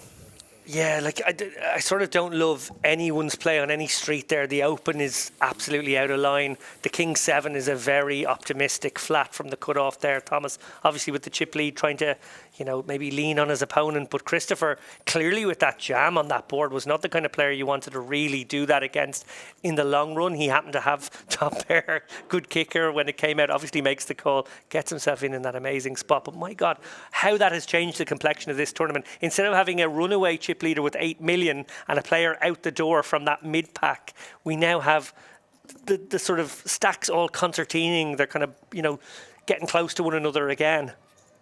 Like I said, 0 fear, and guys, if it keeps working, you're gonna keep doing it. Obviously it's not optimal, but that has a sense of, how can you say that it's a bad play when he keeps working for him? It's gotten to this point, it may end up leading him to win this tournament. So, huge moment, my goodness. You can see Thomas again, smile on his face. That's what you've got. You've just got to, like we talked about, go on to the next hand. You've still got the chip lead. Yes, you've just lost that big pot, but on to the next hand. Out of curiosity, Lucas, you and David were both adamant that pocket deuces were not an open there. What pairs can you start to open under the gun in this configuration, 7-handed? Well, it's a prime example yesterday. So I had the chip lead with 23 big blinds. The second in chips was, let's say, 20 big blinds. Let's say the short start was 8 big blinds. The solver actually recommended me opening 8s plus under the gun as the chip leader. So I assume there it's going to be, what, 9s plus? 8s plus? So, yeah, 2s is a crazy open. And you know what? I say crazy open with chip EV. People may say, yeah, no, it's fine. But that's where you've got to... That's where, when you're studying ICM and final tables, that is the major changes from opening them under pairs with bad blockers, because the reason why 2s is a bad open there, it's the reverse blockers. 2x is what you want your opponents to fold. That's why it's better to open, let's say, an ace-2 suited there, because obviously the ace-x blocks the top of the range, the aces, the ace-king, the ace-queen. 2s literally does the opposite of that, but listen, when when you're used to running well with them under pairs like Christopher does, can't blame him. Well, there would have been a collective outpouring of elation down in South Africa. Mark Joseph and all the crew down there rooting for Chris. Really happy to see him at a final table here in Malta, a long way from home. And it felt like he was heading back to South Africa there. One card to come. You see Bianca in the YouTube chat. Bianca is someone I met at Brazil in Sao Paulo for the obviously earlier SiGMA Poker Tour. Says, hey Rob, an amazing broadcast, great job, thank you so much. Yeah, I'm just starting to get more commentating myself. I've recently done an event, WPT Thailand. So it was the first ever international poker event in Thailand that I commentated from. And yeah, really enjoyed it, to be honest. Done it with fellow WPT Global ambassador, Jordan Bamfield. So I've got another one here, David Lappin. So yeah, hopefully get a few more in the future. Really enjoy it. Tricky situation.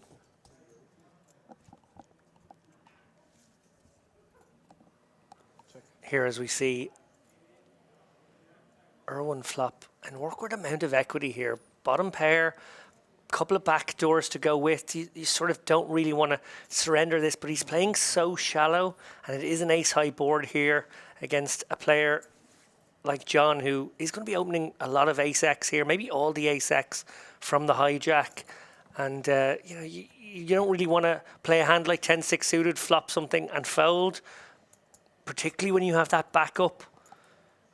I feel like minimum defense frequency, you probably have to be sticky here, but it really does feel rubbish to put 275k in, knowing that you can't really put another chip in unimproved. He decides not to. Maybe he might rethink the flat of the 10-6 of hearts if he's not willing to stick around on a board texture such as that one. Maybe that's the original mistake.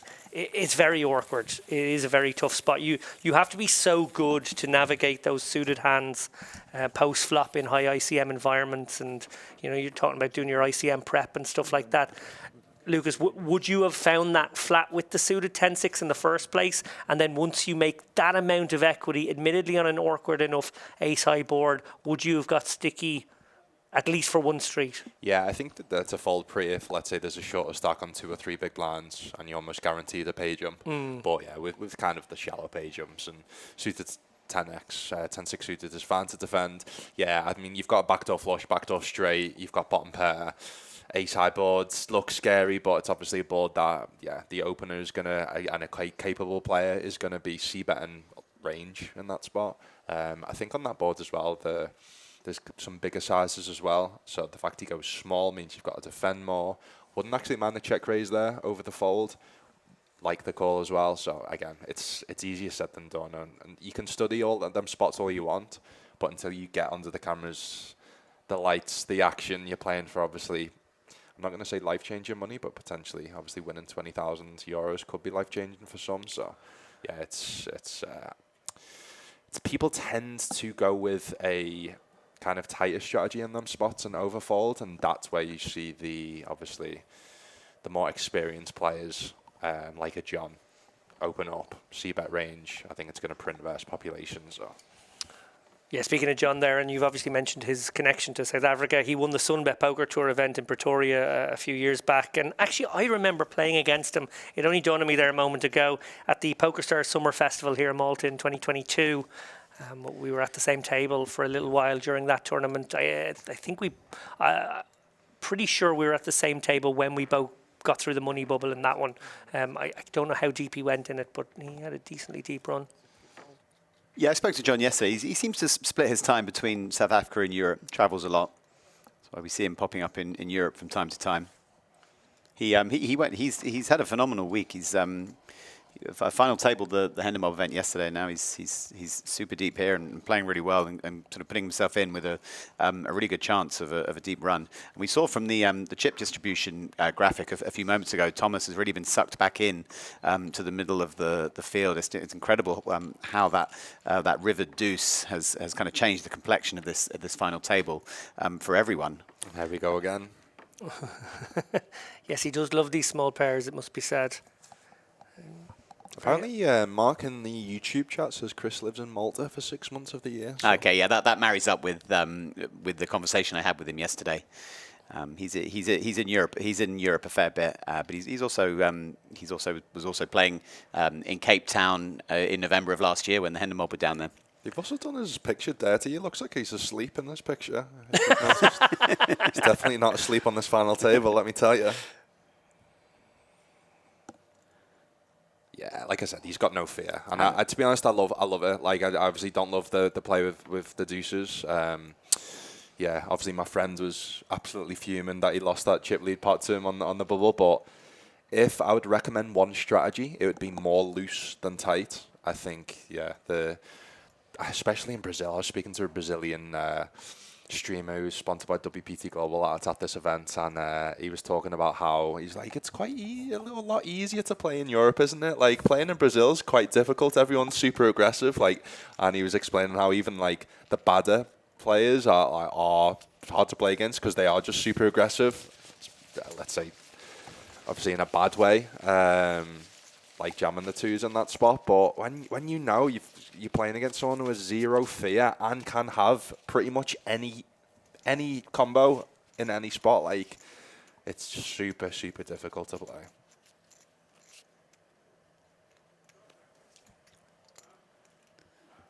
Yeah, I have to say I was very envious of your trip to Sao Paulo there a few months back. We had a little chat. Actually, I think it was around about the time you were on the show.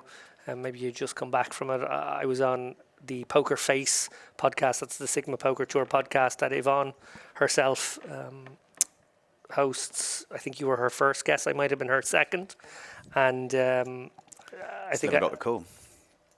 Say what? I still haven't got the call. So, well, you know, I think she's basically moving through in order the best looking poker players in Malta first. I was going to say closest to her, but yeah, I'll take that.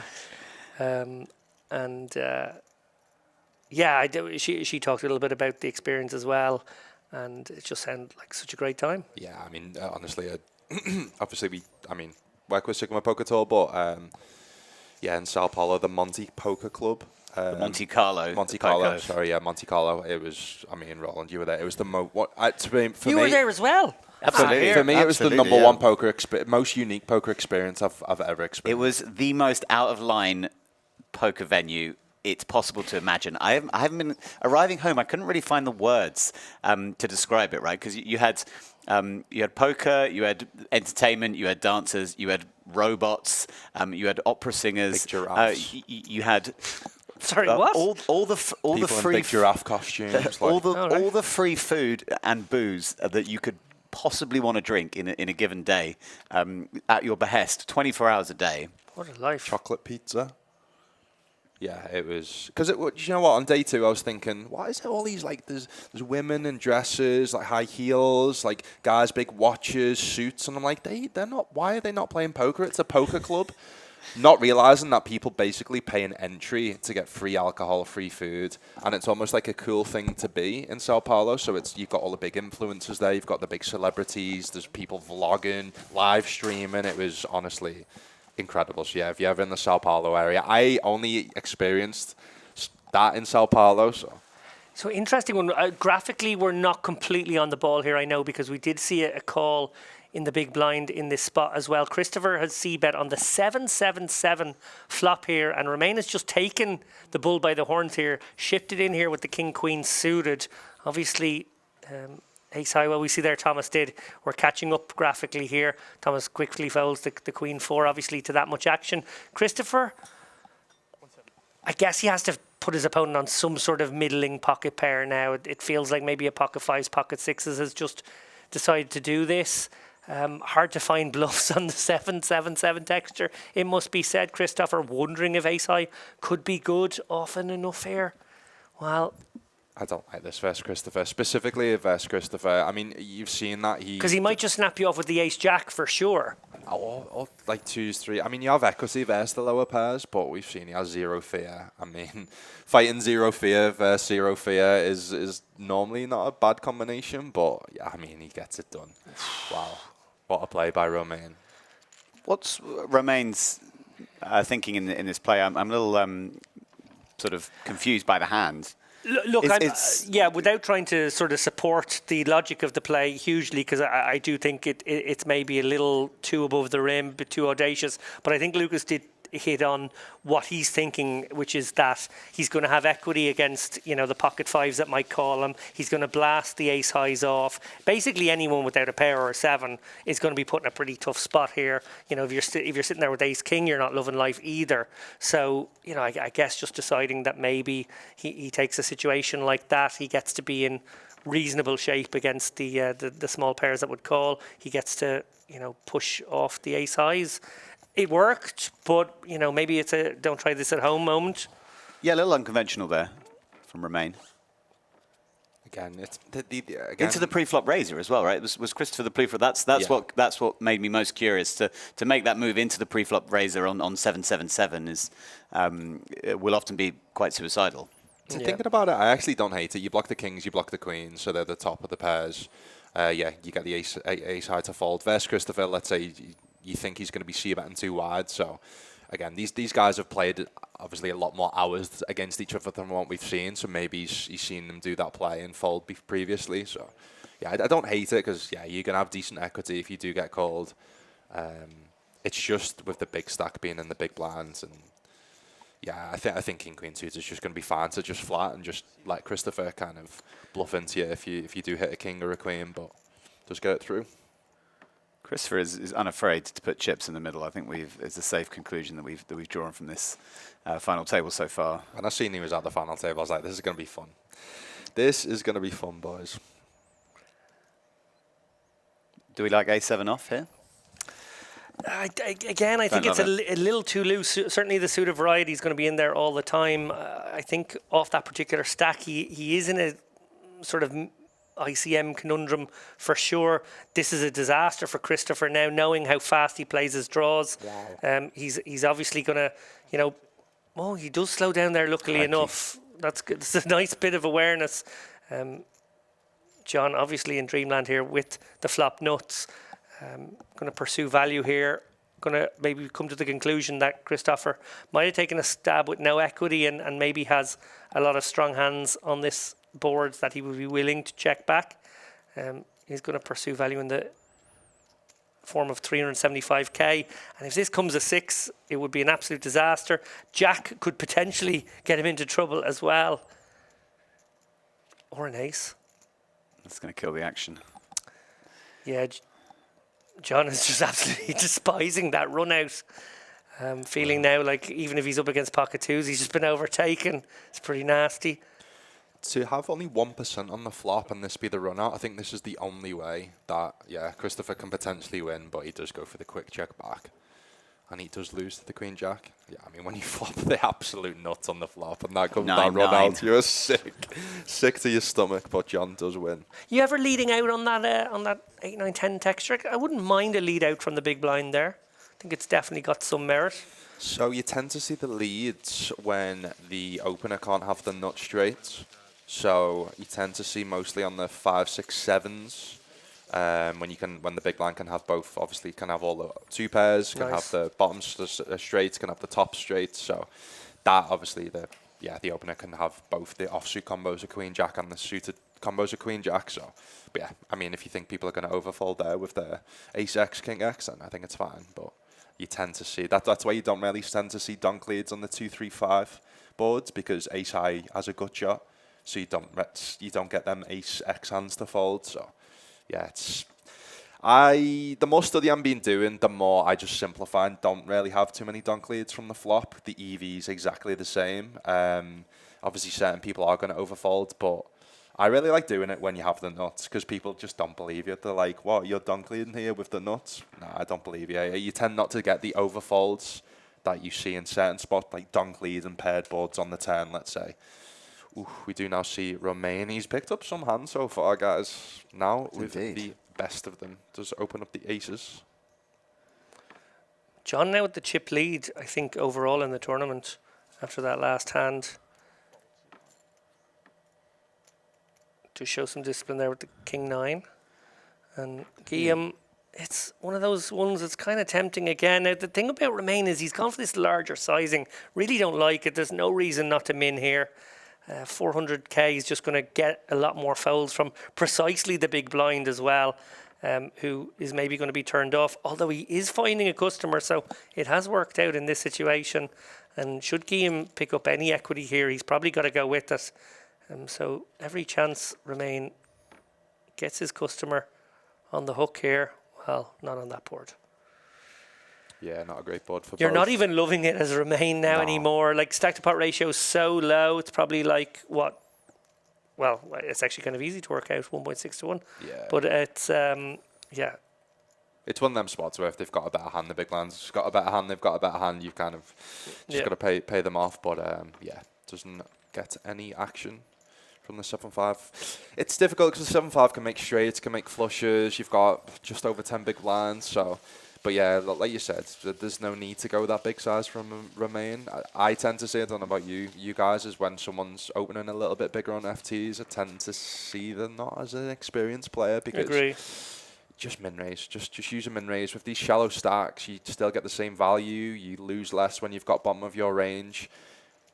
Literally every kind of chip count at this point. So if you do have bottom of the range there and you do open to a big size and you do get a jam and you've got a fold, you just lose less chips. And also, if you min raise there with aces, you're going to get more hands to call you from the big blinds that defend, so which you want, right? You want action from aces, so it just makes no sense to use a bigger size. We are ready to go deep into the night here at the SiGMA Poker Tour final table in Malta. 20 past 11 Central European time. For anyone just joining us, this is the SiGMA Poker Tour Malta final table. This is the first SiGMA Poker Tour event on European soil. 411 runners in this event, down to the final 7. We have 2 South African players at the final table, and Thomas Brzezinski, the final table list, 5th place finisher or 4th place finisher in EPT Barcelona for $500,000, is making us another deep run in a final table. Oh, this They're is the a big spicy stories, one. yes. Oh, I don't. Yeah. I think Romain has to have a little think about this one harder. Erwin, you know, coming from +1 here, not likely to be shoving hands like 5, 6, 7s too often. Maybe 7s just about, but not. It's not really going to be there often. This is going to be overcards or bigger pairs virtually all the time here. I really don't like this 8. When you consider there's 4 people to act behind you as well, it could end up being a proper car crash. Yeah, another misstep, it must be said here. And Erwin with a very sweaty one ahead of him now, 86%, probably not feeling like 86% right now. It's a difficult one because I do understand Romain's call where Erwin actually should be min-raising all the pairs above pocket 8s, but yeah, with ICM, I always tend to, the study I've done is if a spot feels close, it's probably a fold with ICM, just given the ICM pressure, the implications. Yeah, you've got so many players left to act behind. It's, again, this is why I always say in terms of patience, you've got one of the big chip leads, you feel like that, all right, this worst case scenario I lose here, I've still got 3 million chips, but these pots are super important. Now Erwin goes up to nearly 4 million in chips. Yeah, that's a really interesting strategic nugget there from Lucas, because obviously, you know, the gambit here is that your opponent is capped, that he doesn't have Jacks Plus, because Jacks Plus would want to pursue value by min-raising, you know, in that spot, maybe balancing out those kind of super strong hands with a cheeky Ace-4 suited, Ace-5, King-Jack, something like that, being those, you know, lighter hands that you might chance an open from in that seat. But you similarly, like what we discussed earlier, you don't want to play those lower pairs either. So actually, it's almost like at both ends, the pairs start vanishing and sort of clustering around the 8s, 9s, and 10s as being the only hands that might consider jamming in that situation. And then when you consider what are the rest of the hands, well, they all have to be, you know, 2 overcard hands. So you're sort of maybe punting on the idea that your opponent might have 7s versus when he might have 9s, that's a bit of a push. And then every other situation you're going to be flipping and you've got 4 people behind you. I think it does still push. I understand the logic of what you said there, absolutely. But I think it does still push you into the fold camp. And maybe, 9s becomes a spot that you don't love either, to be honest. That's why, in theory, I meant that, like 8s may be close, but that's why you should never blindly follow a solver, because you're playing against humans here. There you go. So although 10s plus is meant to min raise there rather than jam the humans at the end of the day, I think most people are going to jam there with 10s, jacks, maybe even on an FT, queens. even queens. Absolutely agree even with kings. you. I've seen people jam there with kings. Yeah. Even aces. Some people are like, I've got less than 15 big blinds, big final table. Oh, maybe I don't want to go 3-4 ways. Don't really know how to play post flop, so I'm just going to jam here. So yeah, if you're ever unsure if you think a spot's close on a final table, I personally would just always recommend to make the fold. Talking of close spots, if we see Davide jam here, which we expect him to, is John committed to this pot? Yeah, I think he is. 550 more. I think that's just the right price with the suited king here, especially a king that does connect with its kicker a little bit too. Is a little bit similar to that Jack 10 off from earlier. I think he is probably priced in. This would be wild from Christopher if he were to pounce upon this spot as if Davide could be possibly lighter. John is going to ask for a count here and maybe, maybe it's going to be a sweaty one for the 10s if he calls. Look at the equities; they're actually closer than you'd feel comfortable with in a sort of dominating position. Yeah, I think it's just too good a price with a suited king, to be honest. When you're up against the ace jacks and ace queens that would do this all day, when you're up against the pocket 7s and 8s where you're in even better shape, I think you just have to find the call with king 9 here. Yeah. Just enjoying maybe being chip leader, not wanting to put that at risk here. For 600k more, he could have found himself the winner of a 2.2 million pot.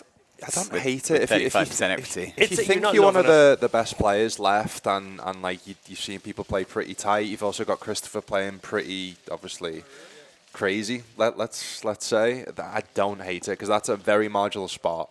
You're going to potentially, print in bigger spots versus the likes of Christopher that are going to make, obviously, crazy plays with pocket 2s type hands. So I don't hate it from John there, and obviously he just keeps his chip lead. I think given that he's in position versus Thomas, if he loses there, then Thomas is obviously ahead of him in the chip stacks. Then I think staying ahead of Thomas, being in position, I think is massive for John's chances of winning this tournament.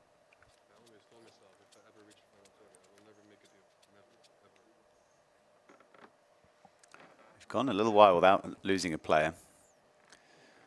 7-handed, SiGMA Poker Tour final table, hand 34. Yeah, so all these guys locked up 4.3 thousand euros. €400 buy-in this was, 2-day event, and we've got first place being €28,500. Just open jamming here, 19 bigs under the gun. This is a hit and hope sort of situation. You will pick up the blinds obviously very often when you do this, but when you don't, you're always in bad shape. And this doesn't feel great. It's also not the best way to use a hand as pretty as ace jack suited, where you can just open it, keep playing some poker, seems okay. Average stack right now at this final table, just 17 big blinds. So we are into a very compressed, sort of shallow stacked final table until we lose a couple of players. And, interesting to see how perhaps that pressure is affecting each of these guys. Yeah, Thomas just obviously, again, like you've seen here, he's one of the most experienced players.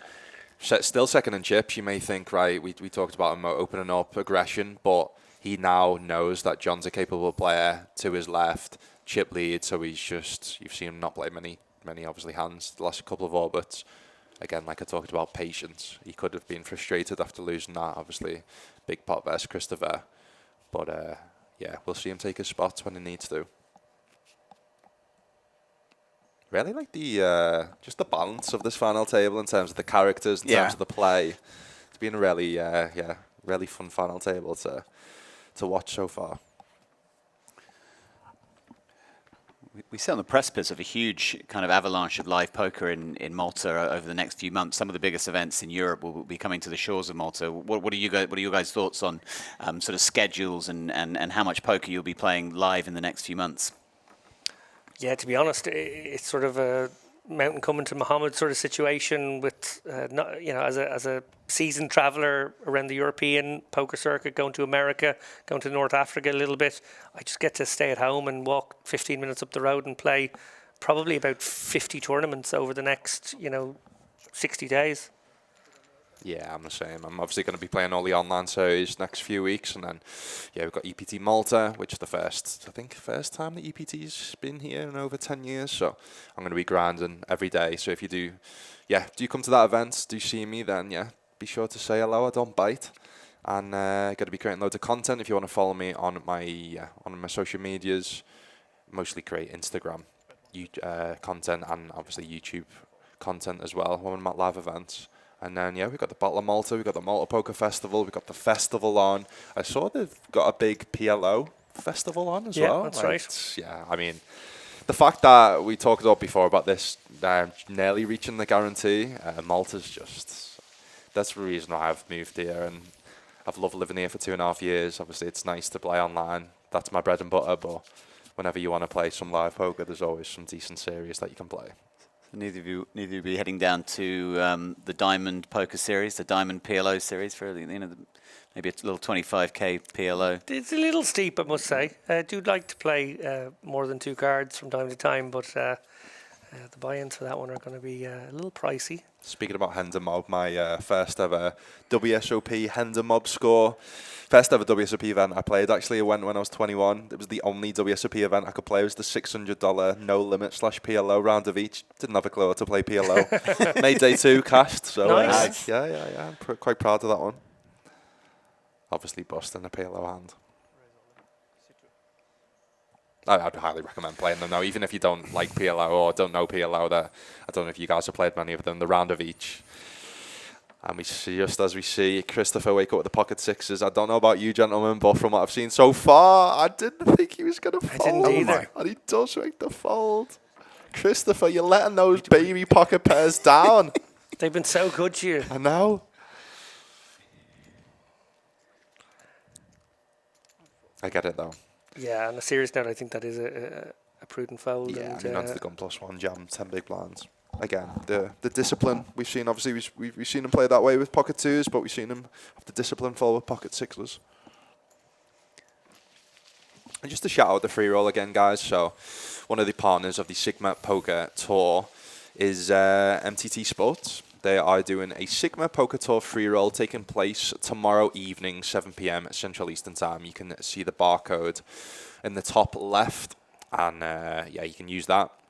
Just like David found out today, you can actually go on your camera, on your phone, try and take a picture. It'll come up with a link. Use that to sign up. And there is giving away a 1 SiGMA Poker Tour package for any 2026 stop next year, which the events haven't been announced yet. But obviously this year we had Brazil, we had Malta, and I've heard some rumours there's going to be hopefully some more, stops and... Oh, he's bottled it. He was going to leak it. Amazing He's going to countries. leak it. Come on, He's Lucas, give it to oh, us. What's happened? Give it to us. It's against my contract, guys. Listen, we nearly had the nip slip in Brazil. I'm not going to have a schedule slip here in Malta. Oh, he was so close, wasn't he? Hindermob is eagerly awaiting. Let's just news say of whether we'll be kept on by SiGMA Poker Tour. Tell us the continent. Right, let's just say that there's a big SiGMA, not Poker Tour, but there's a big SiGMA event happening later on in this year in Italy, Rome. So they kind of collide, or they're put together with the big SiGMA conferences. So if there's any SiGMA conferences announced for next year, which I don't know where they are, maybe then you can kind of see if there's going to be any SiGMA Poker Tours on the side of that. How they work, see what he's doing how here. the plan is. They have the big SiGMA conference, and then they do the SiGMA Poker Tour once the conference is done. So, yeah, that's the little Easter egg that you can take away from the schedule for next year. Interesting.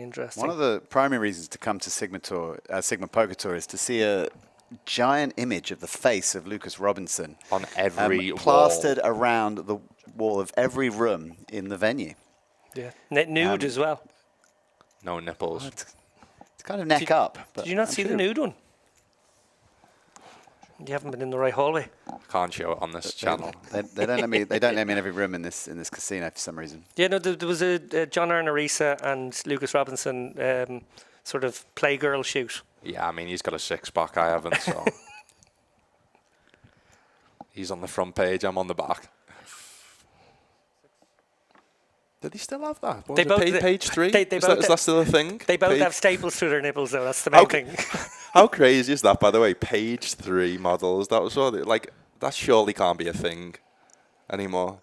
That is like the amount of stuff. Like I've seen recent clips pop up on social media of remember Soccer AM back in the Oh, day. yeah. Oh, Oh, yeah. my! Like the stuff they did and got away with back Yeah. then was crazy. Well, And I mean, you watch those. You didn't even bat an eyelid when you watched those shows at the time. It was the world we lived in. No, I mean stuff like that was completely out of order. But the stuff like I loved Little Britain, and I know obviously it's this day and age you can't get away with some stuff. But Little Britain, man, well, it was amazing. speaking of page 3 girls, we just got to witness a little bit of milking there from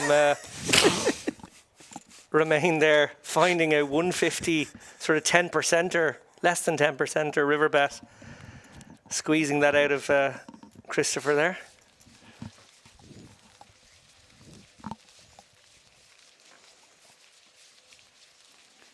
I may have told David before the show that I admired the ability of Ali Najad to segue between action at the table and chat in the commentary booth. And David's on a mission to outdo his master. Just I'm merely a Padawan to his Jedi. Do you see Romain here to go up to seconds, joint first in chips? How's that for a segue? Had a couple of missteps from Romain, but again, just shows take every hand as it comes. He is now into the chip lead, joint chip lead. Yeah, important to focus on how, like, a couple of small missteps, but actually the hands that did the damage were those 2 big flips that he was on the wrong side of. And they sort of forced him back into the pack. And actually, overall, I think he's composed himself very well. We talked about how well he would be able to sort of recover from that situation of going from 5 million down to 2.5 million over the course of the first, 25 hands. But, well, you know, he's done pretty well since. Like we talked about here before, Uh-oh. guys. Uh-oh. I mean, he lives up to his reputation, Christopher. Christopher. He doesn't take the pocket 6s earlier on, but he does take the pocket. Maybe it's just like the 2s, 3s, 4s, 5s. He River likes. Crab, anyone? Have we seen any 3s folded? Not so far, I don't think.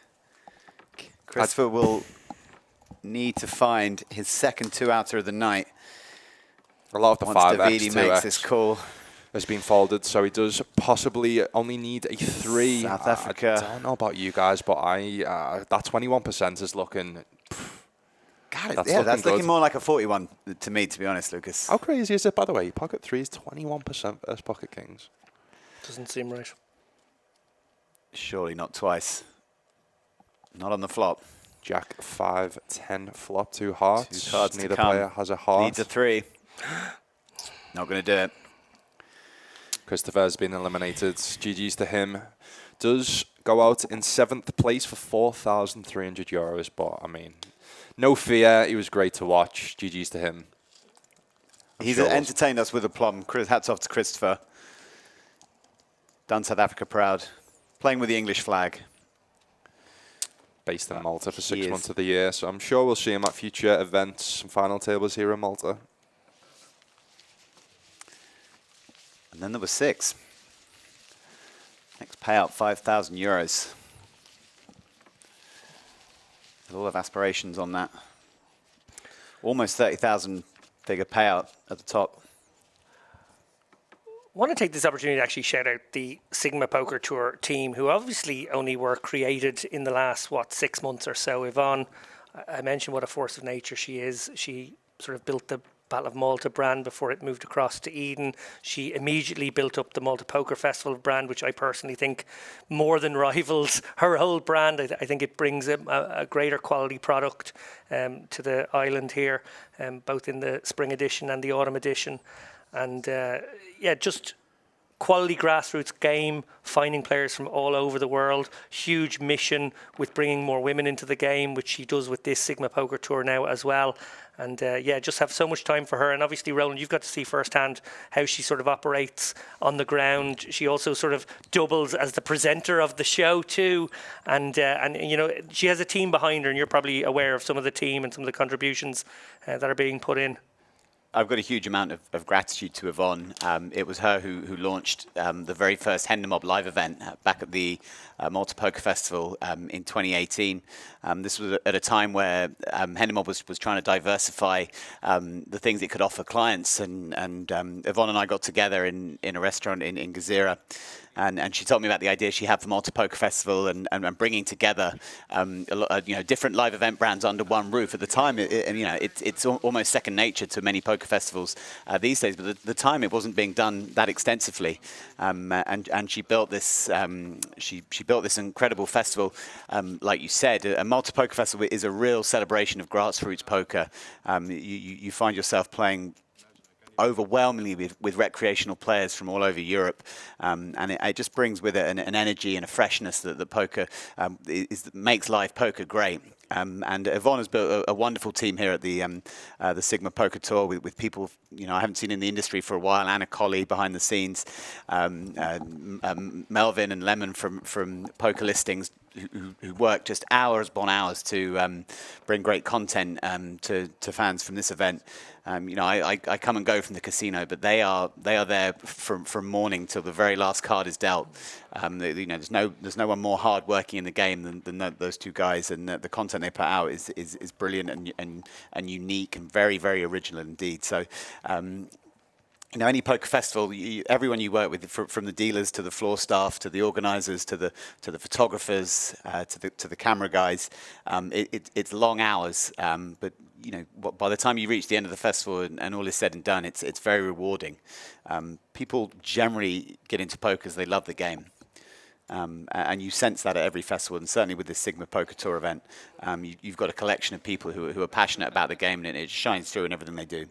Yeah, here. And another person very well worth a shout out here is Richard Hayes, colleague, Poker News colleague of Lucas's here beside me, who puts in a serious stint. You talk about people who are here from ball one till the end of the day. He's been here all weekend, and his updates are quality. There are a lot of great tournament vloggers or bloggers around the place who do this live reporting gig. It's often a thankless job. It's a really tough job, and it's very easy to see when someone does it really, really well, because it just stands out when you've been trying to follow the coverage, as I have been for the last couple of days. I've been glued to the Poker News website, watching these updates from Richard, and really appreciate his work today. It helps us enhance the coverage you're seeing right now. I feel like they get a lot of I see a lot of stick from mostly the higher stakes players of the Poker News reporters, and obviously with me being an ambassador, and I see the work they do and what goes into it, and it's I don't know. I just hope that people appreciate them and the work they do and start to appreciate them more. And anything I can do, David, that you've just said then, that the amazing words you've just said then, it's the hours they put on, and until you see the behind the scenes, you don't fully appreciate it.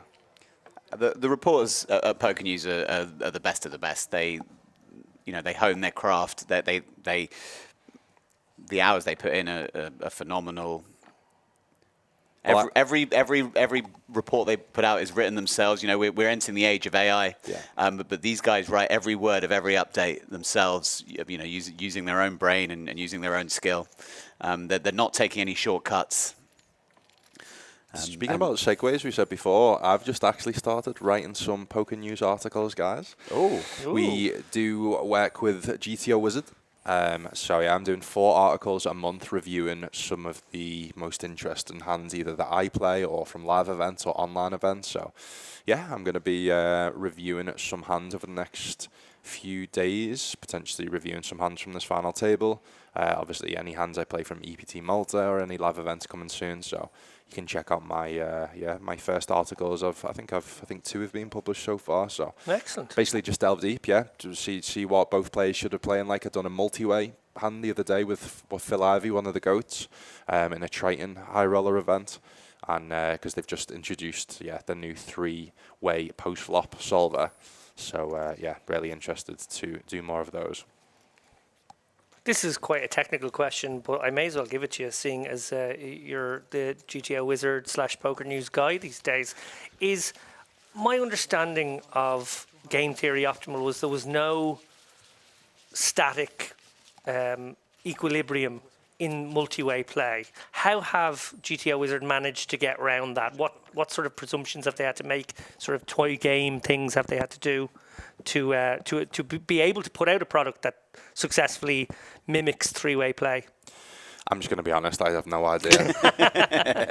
I know it's one of the best, what all the best pros use. So, I have no idea when it comes to that, to be honest. I'm not the best in terms of the, I've just started using HRC myself to do the articles. And, I have to ask some of my better friends and colleagues that can, have more information. Talking of friends, of colleagues, we were shouting out all the people who, whose hard work has brought this SiGMA Poker Tour event together. The production crew who are bringing the pictures that you are watching now are putting in a great number of hours behind the scenes. That's often, they are often some of the unsung heroes of this industry as well. Richard Sambron and his team, Axel and Raja, and all the team, a lot of French people right behind that giant LED screen that you're seeing right now. There's a lot of hard-working guys bringing you the graphics, bringing you all the visuals, and everything that it takes to bring a live stream together. So big thanks to them for all the work they're doing. We hope to get more live coverage of future SiGMA Poker Tour events and many other events here in Malta, especially at the Portomaso Casino.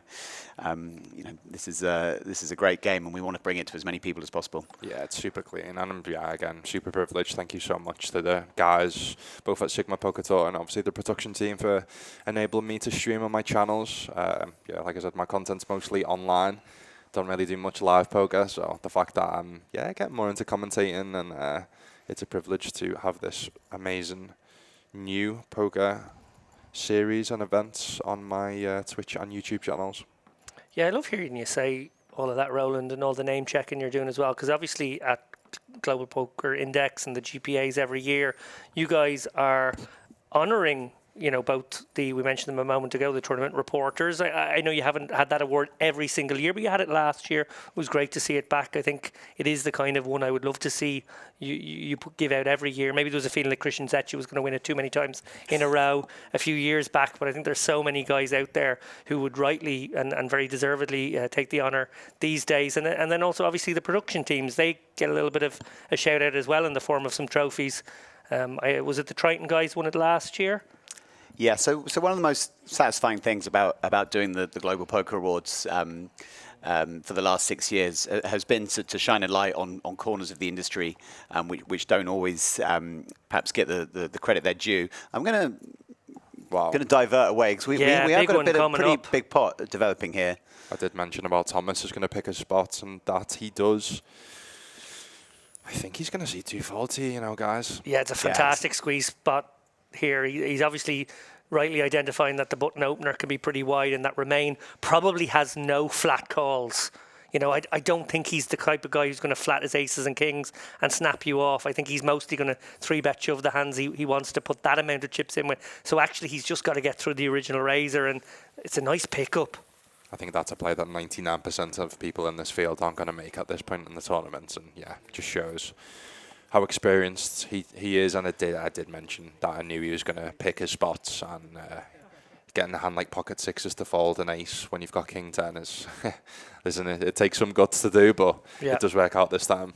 That was top class from Thomas.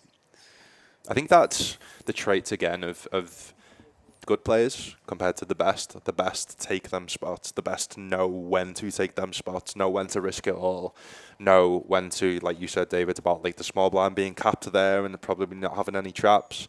maybe he thinks he's got a tell on the button that he was opening a little bit wider, or or he thinks that the button's going to be opening up to 50% of hands anyway. So yeah, king 10 off there. I think most people would just call, but just go for the jam and just take it down. I'm probably a little too cautious of Romain there. He should be the one identifying that wide button open and pouncing with the pocket sixes himself. Had he done that, that was his pot, and he would be up there in second place instead. Speaking about wide opens, slight misstep. I think we've seen him play very, very good so far. Does get his chips up to 1.5 million, but does go for the loose jam, and the king 7 suited is going to see action here, which he's not going to love.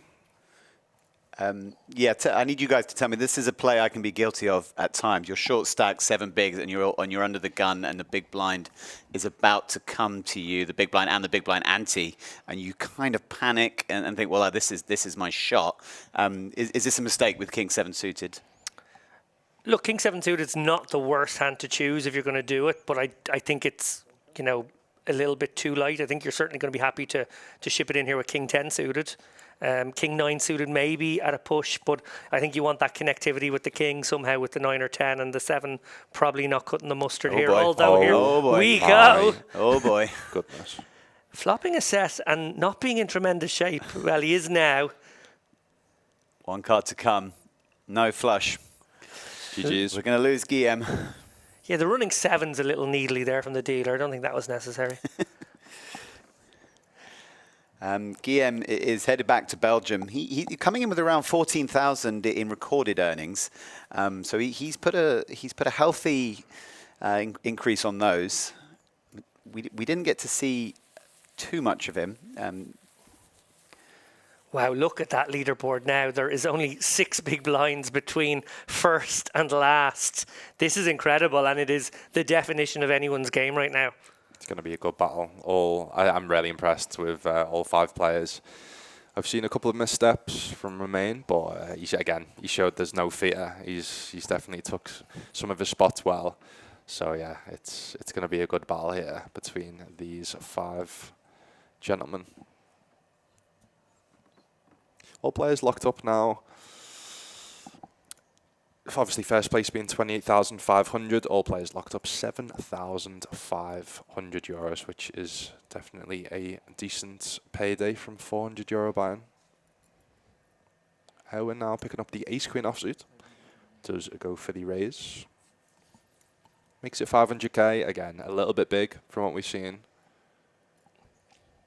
Potentially does get Thomas to think about starting to fold now versus this big size. I do think now with all of the chip stacks being relatively even, I think Thomas is still going to take this either as a flat or potentially do some He's going to take the spot. He does take the spot, yeah.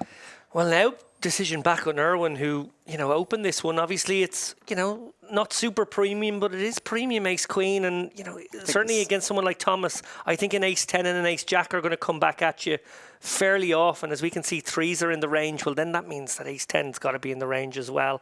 And I think he's got to make this call. It's not lovely because you're either going to be out or you're going to be chip leader. This is a massive pot. If Erwin can make the call here, it's going to be a big flip for both gentlemen for the big chip lead. I feel like against some players at this table, maybe you could open fold the ace queen. I think against Thomas, you absolutely can never. No. No. I can't fold ace queen here. I think it's a slight misstep, to be honest, guys, from Too Thomas. good. I think I would prefer to just see the 3s flat. I don't mind from maybe the small blind when you're out of position, but I think you can comfortably just flat in position here if you feel like you've got an edge on your opponent. But again, maybe you've seen Erwin. Like, he's definitely found the right candidate because ace queen did not snap him. Ace queen is in the agonies right now. It's the problem is when you do get called, you're just never in a good shape. You obviously potentially maybe thinks that he's potentially get some, I don't know, 5s, 6s, 7s to fold here, yeah. But that's why I prefer using the ace-x rather than the pocket 3s. These are massive sliding doors moments in tournament poker where right now you can take the bull by the horns, make your stand, give yourself an amazing chance of winning this tournament. If you pass this spot, Are you going to be haunted by the idea of, why did I not take that moment earlier on as well? I think he's just got to look at his opponent here and put him on a range. And I think if he does that accurately, he's going to realise that his opponent, yes, will have some hands that are flipping. Occasionally, he's going to have the ace-king. Oh, Owen. What a huge flip that would have been. I prefer, the reason why I don't prefer that fold versus Thomas is Thomas is good enough to 3-bet non-all-in with ace-king. Yes, that's Even ace-king true. off. I think you do see some opponents just jam there with ace-king, but I think Thomas, with 20 big blinds, is going to be using a 3-bet non-all-in strategy with ace-king, so I think you can remove all the ace-king combos from Thomas's range, because obviously that's the main hand that you don't want to see there with ace-queen, but yeah, it does make the fold. I mean, he could have lost. Let's just say that. You could have lost the flip, so... But on the surface, yeah, I think ace-queen there is definitely not going to be a fold versus Thomas. No, because I think Thomas was going to take the ace-jack, the ace-10, the king-queen, the king-jack suited. These kinds of hands sort of are similar in value to the low pocket pairs in that situation.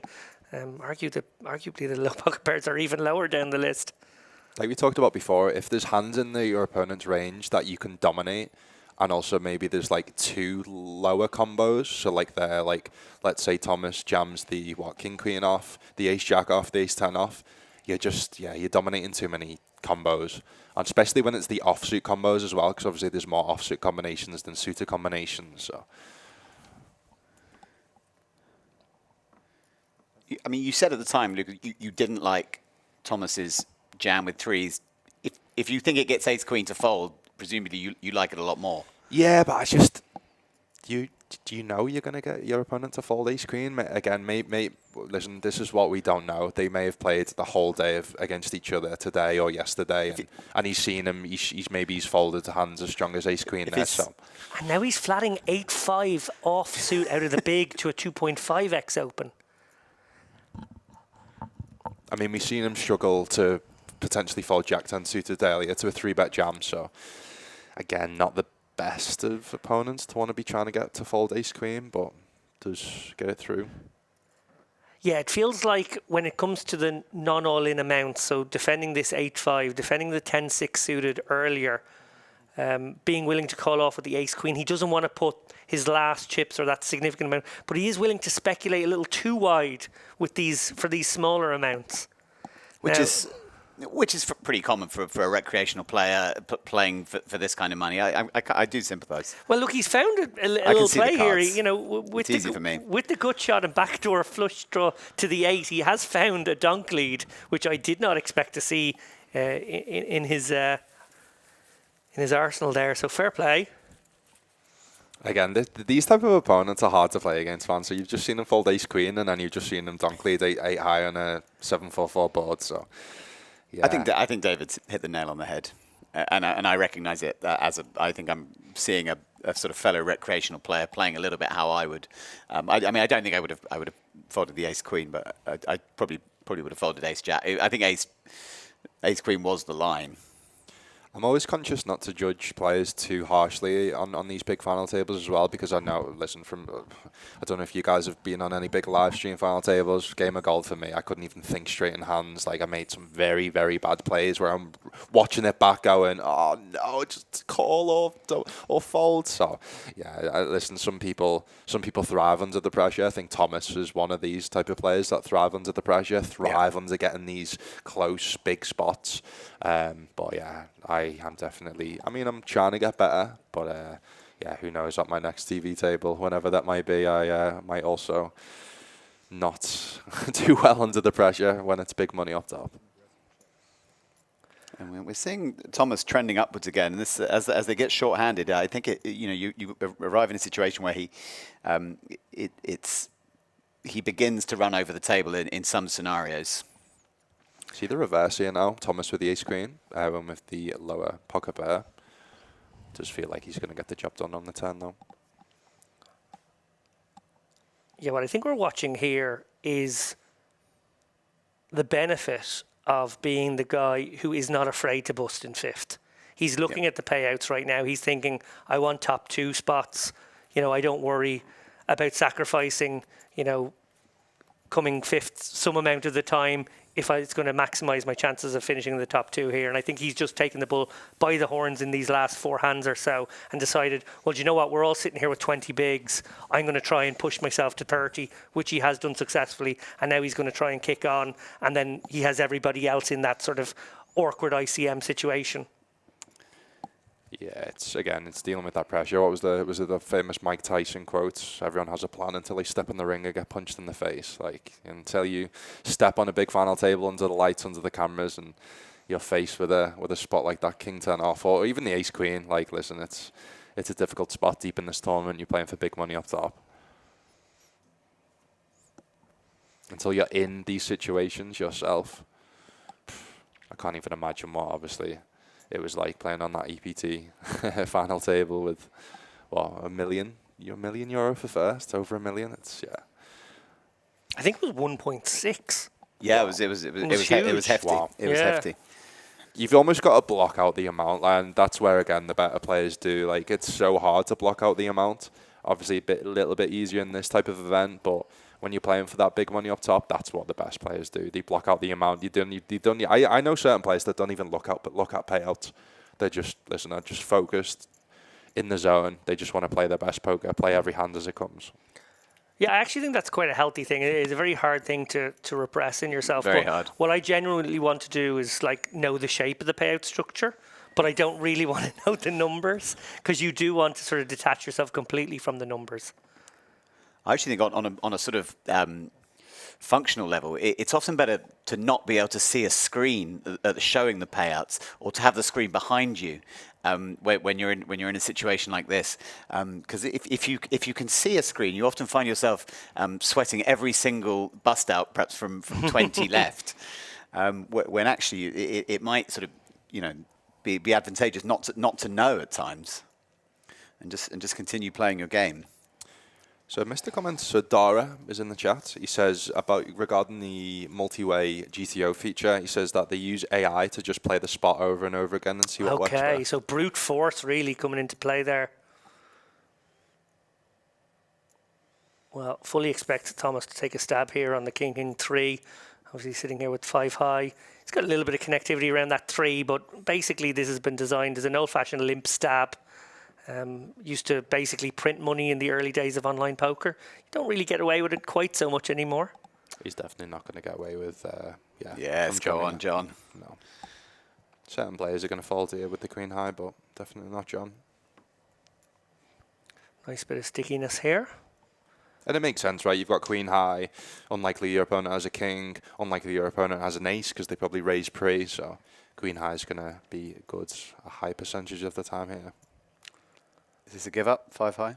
Well, these are the 2 best players at the table for my money, and I think Thomas is good enough to recognise that a Queen High, a Jack High may have floated here in this spot, feeling like it could be good, or could obviously improve or take the hand away. So I wouldn't be surprised if he found a second barrel. He does check it over, maybe deciding that if he had picked up a 2 or a 6 or a 7 even, he might have continued. Well, that's really good news for John here. Might actually be able to go for some thin value on river. Target his opponent having a 3 on occasion. Not to go too deep in theory here, but the blind v blind spots, you obviously play very wide ranges, so your suits become very important. So if you see here that the spades come in on the turn, you almost want to block your opponent having any spades, because that's what the backdoor flushes continue on the flop. You almost want to unblock the hearts and the clubs. Why is that? Because they obviously don't pair on the turn. They don't pick up a flush draw. The spades do. So let's say if Thomas had the 5 of spades, let's say, I think that would be a better barrel on the turn than this specific combo. But now on the river, now he unblocks the spades. Then he may think about barreling. But yeah, I think John's just going to have too many Queen Highs, too many Jack 10s, even 10 9s. I think it's pretty hard for John to have many hands that float flop that don't connect with this board. It's a slightly interesting situation for John, who's probably knows he has to pursue value, but is petrified that he's up against an opponent who's capable of putting him in the bin here. I don't mind that just yet. He's just going to knuckle it, yeah. Yeah, it's almost like you've got the best hands, You do, but kinda. you know Thomas is capable of just absolutely ripping it in your face here with blockers. So. some opponents you are always value betting there, and I'm sure John is going to be value betting against probably most of the guys at this table. But yeah, when you've got Thomas there, coming off fresh off an EPT main event deep run, you know he's capable of bluffs.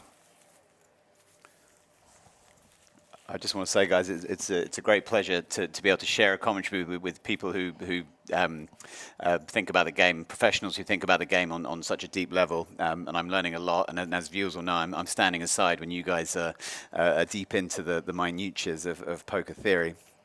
Yeah, I try not to go too much into it because it's a little bit boring for some people. But it's listen, I just want to share I'm not the best of players myself. I can be honest with that. But obviously, I study with the likes of like BBZ. I study with obviously GTO Wizards, really good programs. I try and learn from good pros. So anything I can do to kind of share my study and share my experience of what I'm learning from better players than me, then I just think potentially can help some players in the future.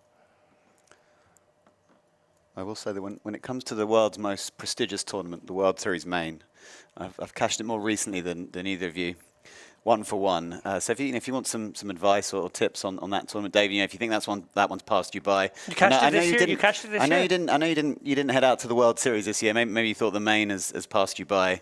Been a few years since your last cash. We could set up some 1-to-1s. Wow. Sound like my dad. My dad cashed in the Main once, and I've never heard the end of it since. I'm basically your dad then. Cashed the Main, have last year? Last year, yeah. Congratulations. Thank you. 2 pair here for Davide. A little bit disguised here out of the big blind. No one will see this one coming. Unfortunately for him, no one else has a significant piece, so reasonable chance this one checks through. Yeah, this is why in win shoes, just min raise. Obviously, good enough hand to open, but just min raise. Don't let 10-2 off. Don't let the Doyle in the mix.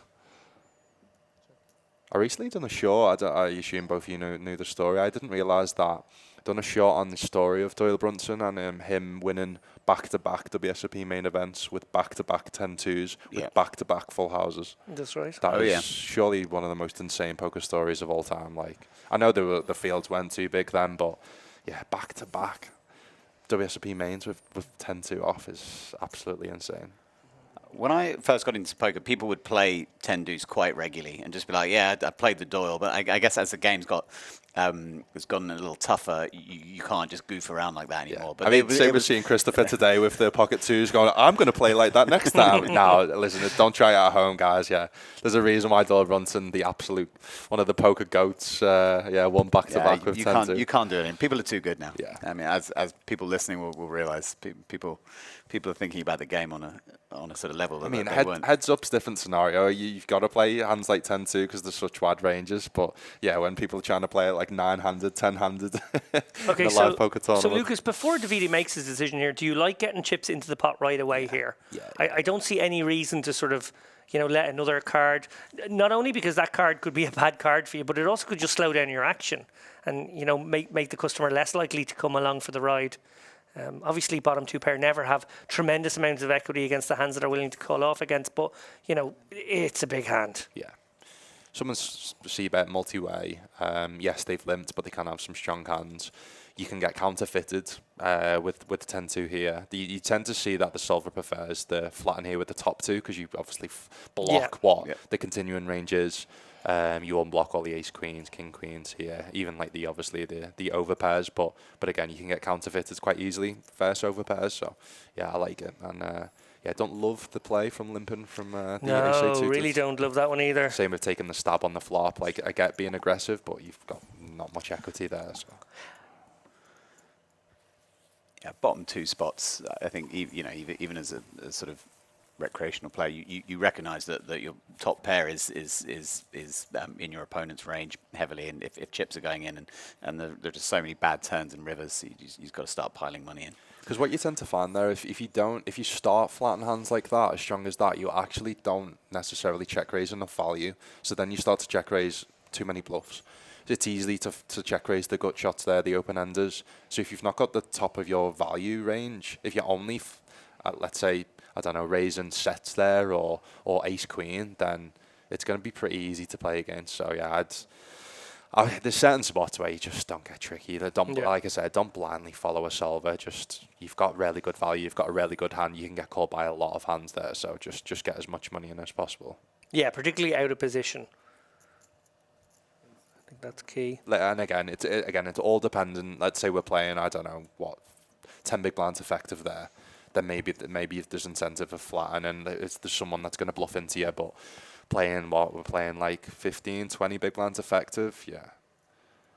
I think this is a jam. I know he's got 25 bigs, but he's probably only playing effectively 18 against the button open and the big blind. So I think this is just a very simple jam. The hand just wants chips in now, and doesn't want to really have to navigate. He's choosing to navigate though. And I almost feel like there's a tendency with a couple of these guys, don't want to be overly critical here, but there's an unwillingness to put those case chips in spots where that actually is the much more straightforward play. And in an attempt to maybe lower variance in their minds, they're increasing variance massively because they're now having to navigate these chunky enough pots with hands that don't really flop very well. Yeah, see this 6-2 off defend, multi-way. The EV that's losing compared to folding the ace queen. Like the ace queen's quite marginal compared to this. Like, this is the stuff that people don't realize that loses you massive EV, that loses you chips, and kind of loses you a lot of money deep in these final tables. Like, this is crazy to be flatting this 6-2 offsuit here. I kind of don't mind the play from David, but I definitely think that the highest EV play would be jam. Because again, look at this flop. Like, how are you trying to navigate this multi-way out of position? It's pretty difficult. So Davide maybe, well, you couldn't have seen a better turn card, really, another undercard to his pair. Does he try to take a stab at this one and deny some equity, feeling like certainly a jack or 8 in the hand of John Pair would have produced a bet? Obviously, he doesn't really know where Erwin is, but Erwin has the widest range right now. I think a small stab is probably good, although obviously it's not a super comfortable position, and not one I would find myself in too often because I wouldn't have played the 5s this way. I do like this decision to bet as played though. Erwin with the gutter, I think, has to just maybe start like retroactively flagellating himself for the decision to call in the first place and not listening to you, Lucas. I think I actually love watching players like this. They try and win every pot. They try and win every hand. They despise folding. Like, that is just let it go. You've got 6-2 off on that board multi-way, but you can see it just pains him to make that fold. And in this spot, it's interesting with John Pair having the 9 in hand as well, just reducing the number of bluffs that he's ahead of as well. I just think, it probably wasn't much of a decision anyway, but I think the 9 is actually a useful card to find a fold with there.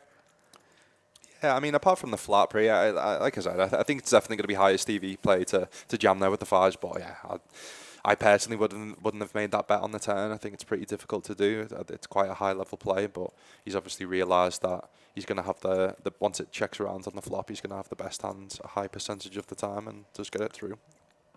Interesting that pot puts Davide at the top of the chip counts, I think, for the first time. Yeah, it's been a really good orbit for him. And obviously, Tomas, maybe the previous orbit, they've nicely pulled away.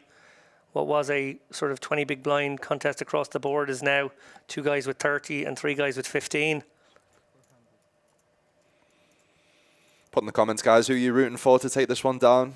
Do we have any friends of the stream and chat? Did you see Thomas now opening up the queen jack offsuit?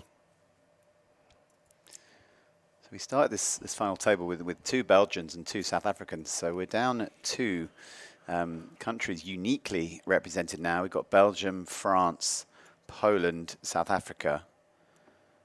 So guys, a question. And Italy. I do know that Belgium's famous for their beer. Do you think Erwin's been having a couple of beers recently? He seems to he's opened it up his game a little bit. I don't quite know what's going on since the ace-queen fold. Do you think maybe it's a little bit of tilt going on? I just... Some of the plays and the flats he's making is pretty wild to me. Yeah, it's just become a kind of a weird, loose, passive style that's sort of I don't know if it's a reaction to that ace-queen pass from earlier that he now feels like he wants to compensate by getting involved too much. He will get himself in a lot of trouble if he gets any more chips into this one, does let it go. Remain again, just a clunky shove. Don't love that either. You've got just a really, really nice hand on the king 8-3. It's very unconnected. There's no draws to be worrying about. She's just trying to get smaller amounts of chips into the pot. He could have got at least one street, if not two, from an 8 there. So what that play I see a lot in mostly recreational players is that that's easy decisions, right? You've got an easy decision, just jam, but that's not the way you should think about poker. It's trying to make the highest EV decision. What makes you the most chips? What makes you the most money? And obviously, I mean, folding there is definitely going to make you less money than jamming. But yeah, it's when you jam there, like what you expect to get called. Like I think even Thomas is going to possibly realise, even with a weaker king there, he's going to fold. But maybe certain players never fold a king. But that's the problem by jamming the king queen, is you do block what's going to mostly call you there, and sometimes you're going to get called by better hands, the ace kings, the pocket aces. So. That's a really good observation. I remember conversations with Darrow Kearney and also probably segments on the chip race on this very subject, which is that it's kind of about pain avoidance. Like people, human beings, understandably want to avoid pain. And the definition of pain is a bad turn card and now not really being sure what to do. So sometimes people choose that easy way out, which is to do the clunky shove rather than do the 1/3 bet that leaves a pot size bet behind or whatever it would be. And this is the difference. Like Thomas isn't jamming here with sixes because he struggles to navigate post flop. We know he's a capable player. He just realizes, right, he's just a well-studied player. He knows that his opponent to overfold, and he's getting hands like ace queen, king queen to fold. So it does make the jam and does pick up the pot. Yeah, and that's against the other chip leader at the tournament. They're the two guys with 30 bigs, and he just understands that in that spot, big stack against big stack, he's got to have the ace king. The ace queen is going to be in a super miserable spot there. He's got to have the jacks plus. Even 10s and 9s are going to be kind of in a miserable spot there as well. So, understanding the gap between the open and what would call off there, he decides sixes is an excellent shove, and I think he's done right. Yeah, I think we can see, guys, how a player like Thomas makes an EPT final table. Yeah, just been relentless so far. Just been really impressed with how he's played every spot so far that I've seen. I've definitely been guilty of a clunky shove in my time. I think the attraction of stealing the blinds often blinkers a player, certainly a non-professional. Wow, just as we say that.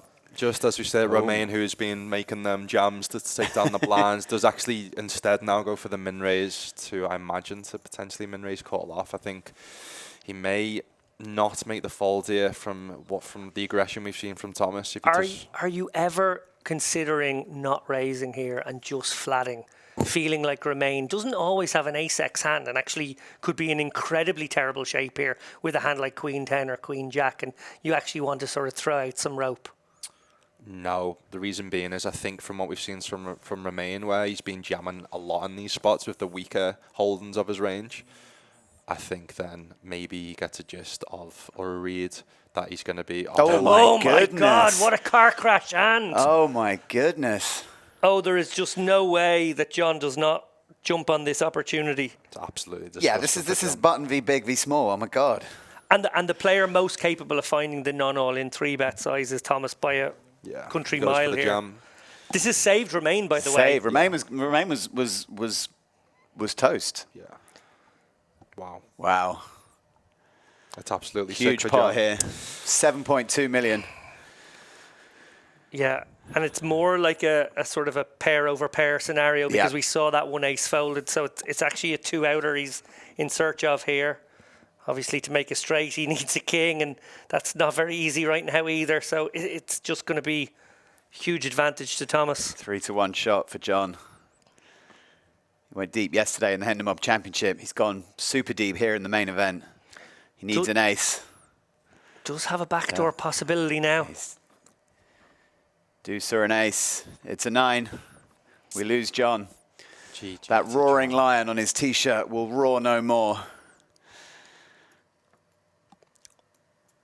GG's. Great performance by John. Really, really impressed with how he played. Yeah, I'm going to shout out John. Listen, I eliminated him from giving him a really bad beat from the Hender Mob tournament yesterday, but I was super impressed with how he played, super impressed with how he played today. Follow him on Instagram, guys. His Healthy Poker Journey. Yeah, his bio is a mid-stakes poker player, healthy living, travel, poker, fitness, inspiring poker enthusiasts, and collaborations welcome. So yeah, shout out to him, man. He's been an absolute beast. I'm sure we'll see him at future final tables, both here in Malta and around the world. Yeah, and GG's to him in 5th place, cashing for €6,900. Yeah, quality performance. I guess in the spirit of him being a health freak, we got to say, I suppose, like a lock-in in the local juice bar. Is that going to be the way to celebrate this one? Go to Eat Well, treat yourself to a smoothie. Yeah, why not? Add some extra chicken thighs into your salad. Maybe a late night swim in Spinola Bay. Yeah, I mean, I've had my best friends over here recently at a festival, and every night we went for a sea dip. Listen, it's not a bad way to end your night, both without getting a poker bad beat and after a few drinks. Now, John's a real gentleman, and I've really enjoyed talking to him this week. I've seen him around the venue more than a few times, and he's always been going deep in events and had the time to chat. So really pleased, and a little disappointed he couldn't go all the way. I would have liked to see him heads up with Thomas if I could have picked, but yeah, you know, he'll be at many final tables in the future. Yeah, I mean, that's a prime example of what we were talking about in terms of you've just got to pick your spots. You've got to play every hand as perfectly as possible. He didn't make any mistake there, jamming the ace-queen. No. People may see and go, what's he doing with ace-queen? The guy's got kings, but listen, it's never, ever going to be a fold in that spot with ace-queen versus a capable player like Thomas. Maybe there's certain players at the table that you potentially would think about folding, but yeah, it's going to be a snap.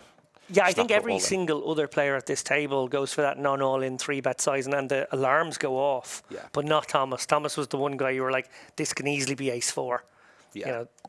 I had a spot the other day where I hadn't played a hand for about 2 hours, open ace-queen under the gun, and I get 3-bet from the big blind, playing like 20 big blinds effective, and I just fold. They've just never got a bluff and just never got a worse hand than ace-queen offs. But obviously in that scenario, it's completely different. That's under the gun range versus big blind range, 3-betting range, which is 2 of the tightest ranges that you can have.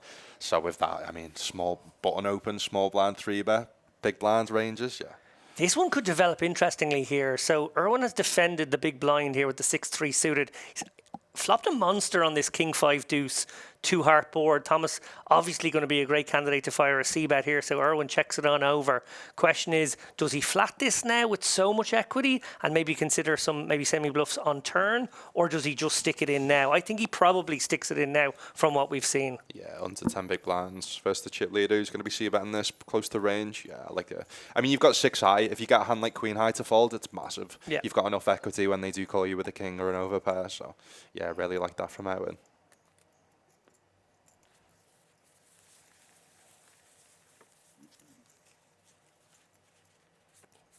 Do you see Simpan in the Twitch chat?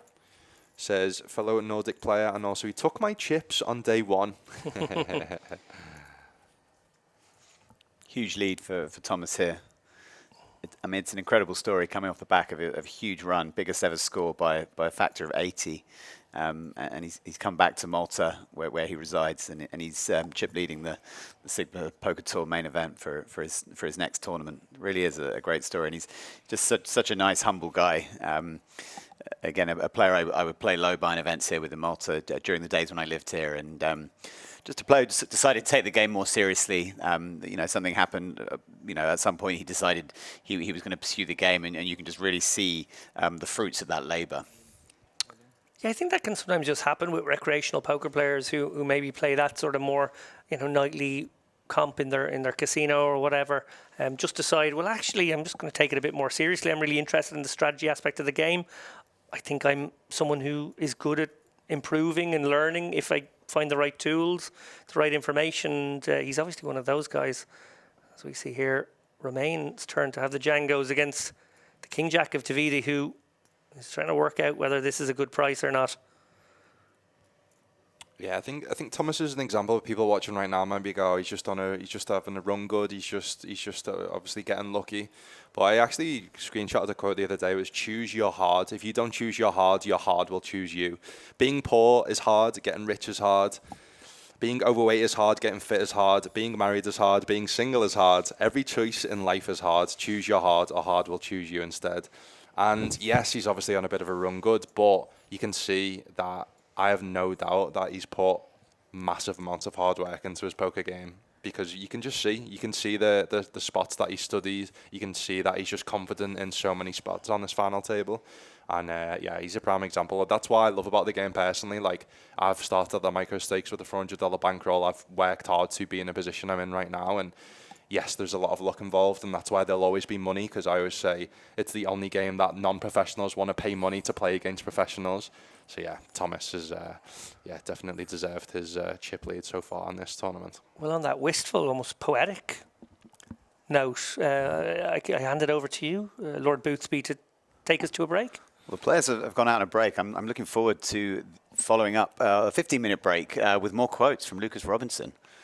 Yeah, I mean, you can see join the SPT free roll. We do have on MTT Sports tomorrow, guys, the free roll package that you can win to the SPT live event next year at any live event of your choosing for the SiGMA Poker Tour. That's yet to be announced. But yeah, I don't know. Are we taking a break as well? We're going to take a short break, and join us in 15 minutes. Yeah, see you soon.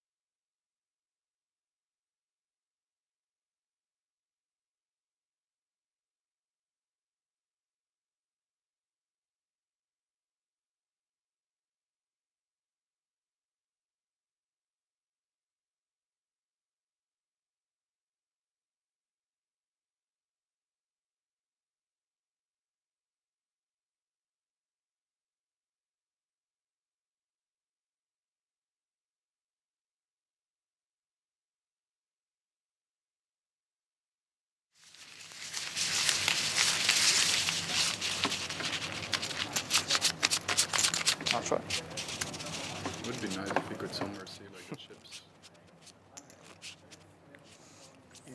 Welcome back to the final four of the SiGMA Poker Tour main event, Malta.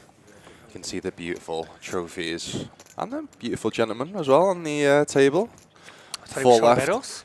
Oh, and if you could see the beautiful gentleman in the booth, and yeah, very privileged to be joined by these two gentlemen today. Thank you very much, Lucas. What an introduction. Beautiful. I've been called beautiful for at least 15 years. I called you beautiful about an hour ago. Was that I not didn't realise you were talking to me. Oh, I thought you were talking about the page 3 models. Getting milked now. For anyone just tuning in, my name's Roland Boothby, Head of Partnerships for the Hendon Mob, the media partner of the SiGMA Poker Tour, one of the media partners of the SiGMA Poker Tour. And yeah, also joined on my right by David Lappin, professional poker player, an occasional podcaster. And whilst occasionally podcasting, he's managed to pick up 3 Global Poker Awards for the best podcast. Just casually, yeah. Not a lord. Not a lord. And yeah, if you did want to follow me on Twitter, Lord_Boothby. Mostly find me. Yeah, go on. Shout you guys out. This is my channel. Shout your social medias. Where can people find you guys? Lord_Boothby for me on Twitter. RolandB1984 on Instagram. That's memorable. I'm sure everyone's got that now fully locked in. You know Connor, who the Irish streamer. Yeah. He's changed his brand. He's finally got branding after a few years of being a professional streamer. He's changed it to COD Poker, which is obviously easy to find. His previous one was Connor, but it was spelled as CCCOOONNNOORRR, so no one could find him. And I think it took him a couple of years to realise, oh, okay, I need to change my branding. Fun fact, it was spelled that way because he didn't know how to spell his own name. Doesn't surprise me. Connor, a good friend. Only joking, he's a beast of a player, man. Absolute beast. He's one that definitely doesn't have any fear at the poker tables. Played with Connor from time to time in London. Always fun to have at your table. Yeah. Especially after a few bevies, yeah. I mean, he's a United fan, so I don't really love the choice of shirt he wears, but yeah, it was at WPT Paris with him last year. It was, yeah. I mean, being anywhere in the world, once he's had a few bevies, is always a laugh. Okay, so we're going to make a little prediction here. I think Thomas has recognised that this tournament is his to win, not by winning huge showdowns and just running really well in the big flip situations, but actually by just nudging these guys to death here. I think he can probably create a race for second if he can just like tippy-tappy his way to sort of 40 big blinds, leaving them with all like 10, 12 bigs. I think it's just going to be a sort of a death by 1,000 cuts for these guys if he plays his cards right here. Yeah, unless we see some crazy cooler that he ends up in, I imagine that it's if we were having some bets, if we were seeing some odds, I think Thomas is a big favourite here to take down this tournament, 400. And feels like a 14 jam. Bigs, 13 bigs?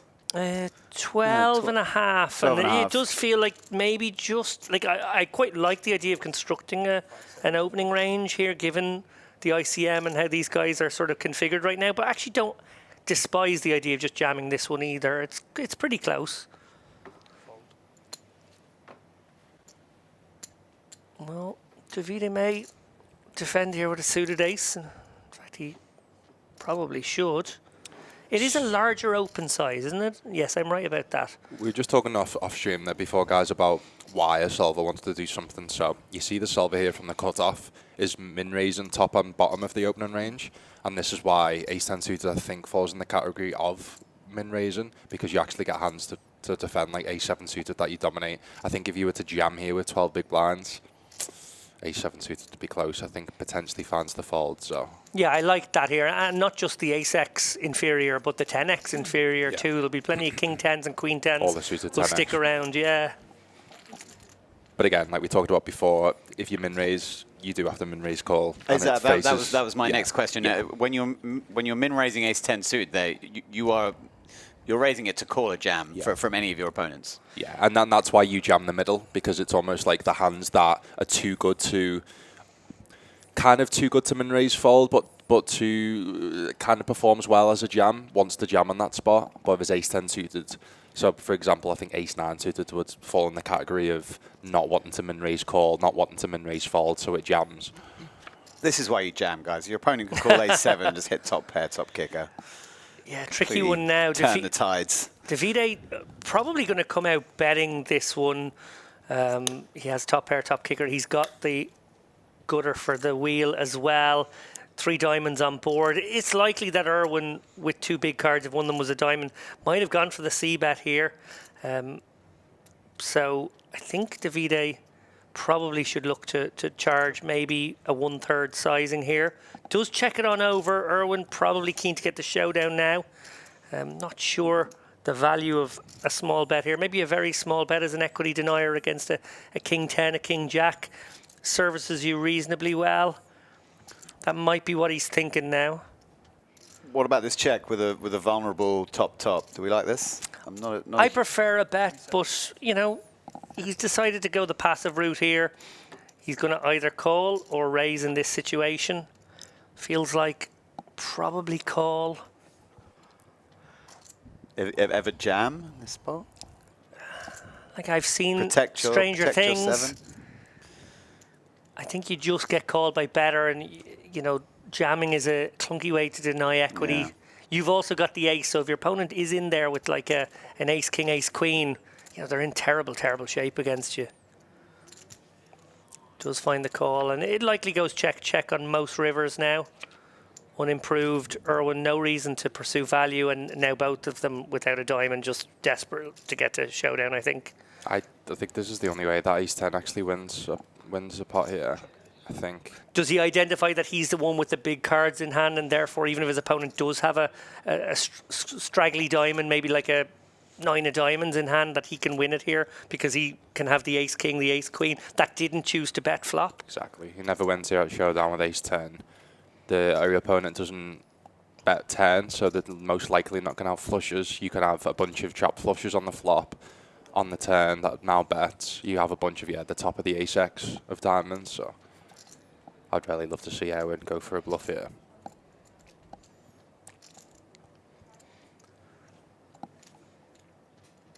Because yes, obviously ace-10 suited seems pretty high up in your range, but you're never winning. Once you've bet 10 and the big blind's called, yeah, you're never winning that showdown. To see the bad news? Shout out to Driftinator, guys, by the way. He's just raided me on Twitch. Fellow WPT Global streamer. I actually, speaking about poker news articles that I've been writing, I recently wrote a very, very, very interesting hand that me and Driftinator played. So WPT Global do have a Thursday Throne $530 buy-in. Every Thursday that me and Drift were playing in. And yeah, we play a very interesting hand on the bubble where I reviewed the hand, showed how the solver plays, and give my thoughts. So yeah, if you do want to check his channel out and check that article on Poker News.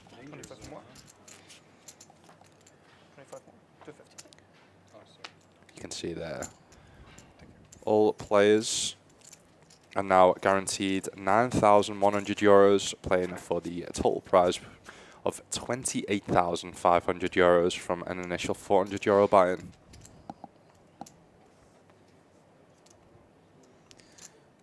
Two players, sub 10 bigs. In this sort of four-handed configuration, these are two types of stack that won't be able to wait around, especially if Thomas is going to apply a lot of aggression, like we're going to see in this hand. Completely understandably on the button. Thomas can actually take a hand like this Queen Jack, I think, and just jam it. You know, Davide's got to be the absolute tightest in his seat there, and you know, won't be able to call light with the two very short stacks behind. And then if he does happen to run into it against the big blind, well, he would have had the price anyway to raise call, probably just about. So could certainly see him go for this sort of ultra aggressive big ball style here with a hand like that. But do you know what? On the flip side of that argument, Thomas, you know, this sort of tippy-tappy approach has been going so nicely for him as he pulls away. Maybe he's just happy to, you know, maybe make a raise fold off a 9 big effective stack with the Queen Jack if Erwin was to make his move here.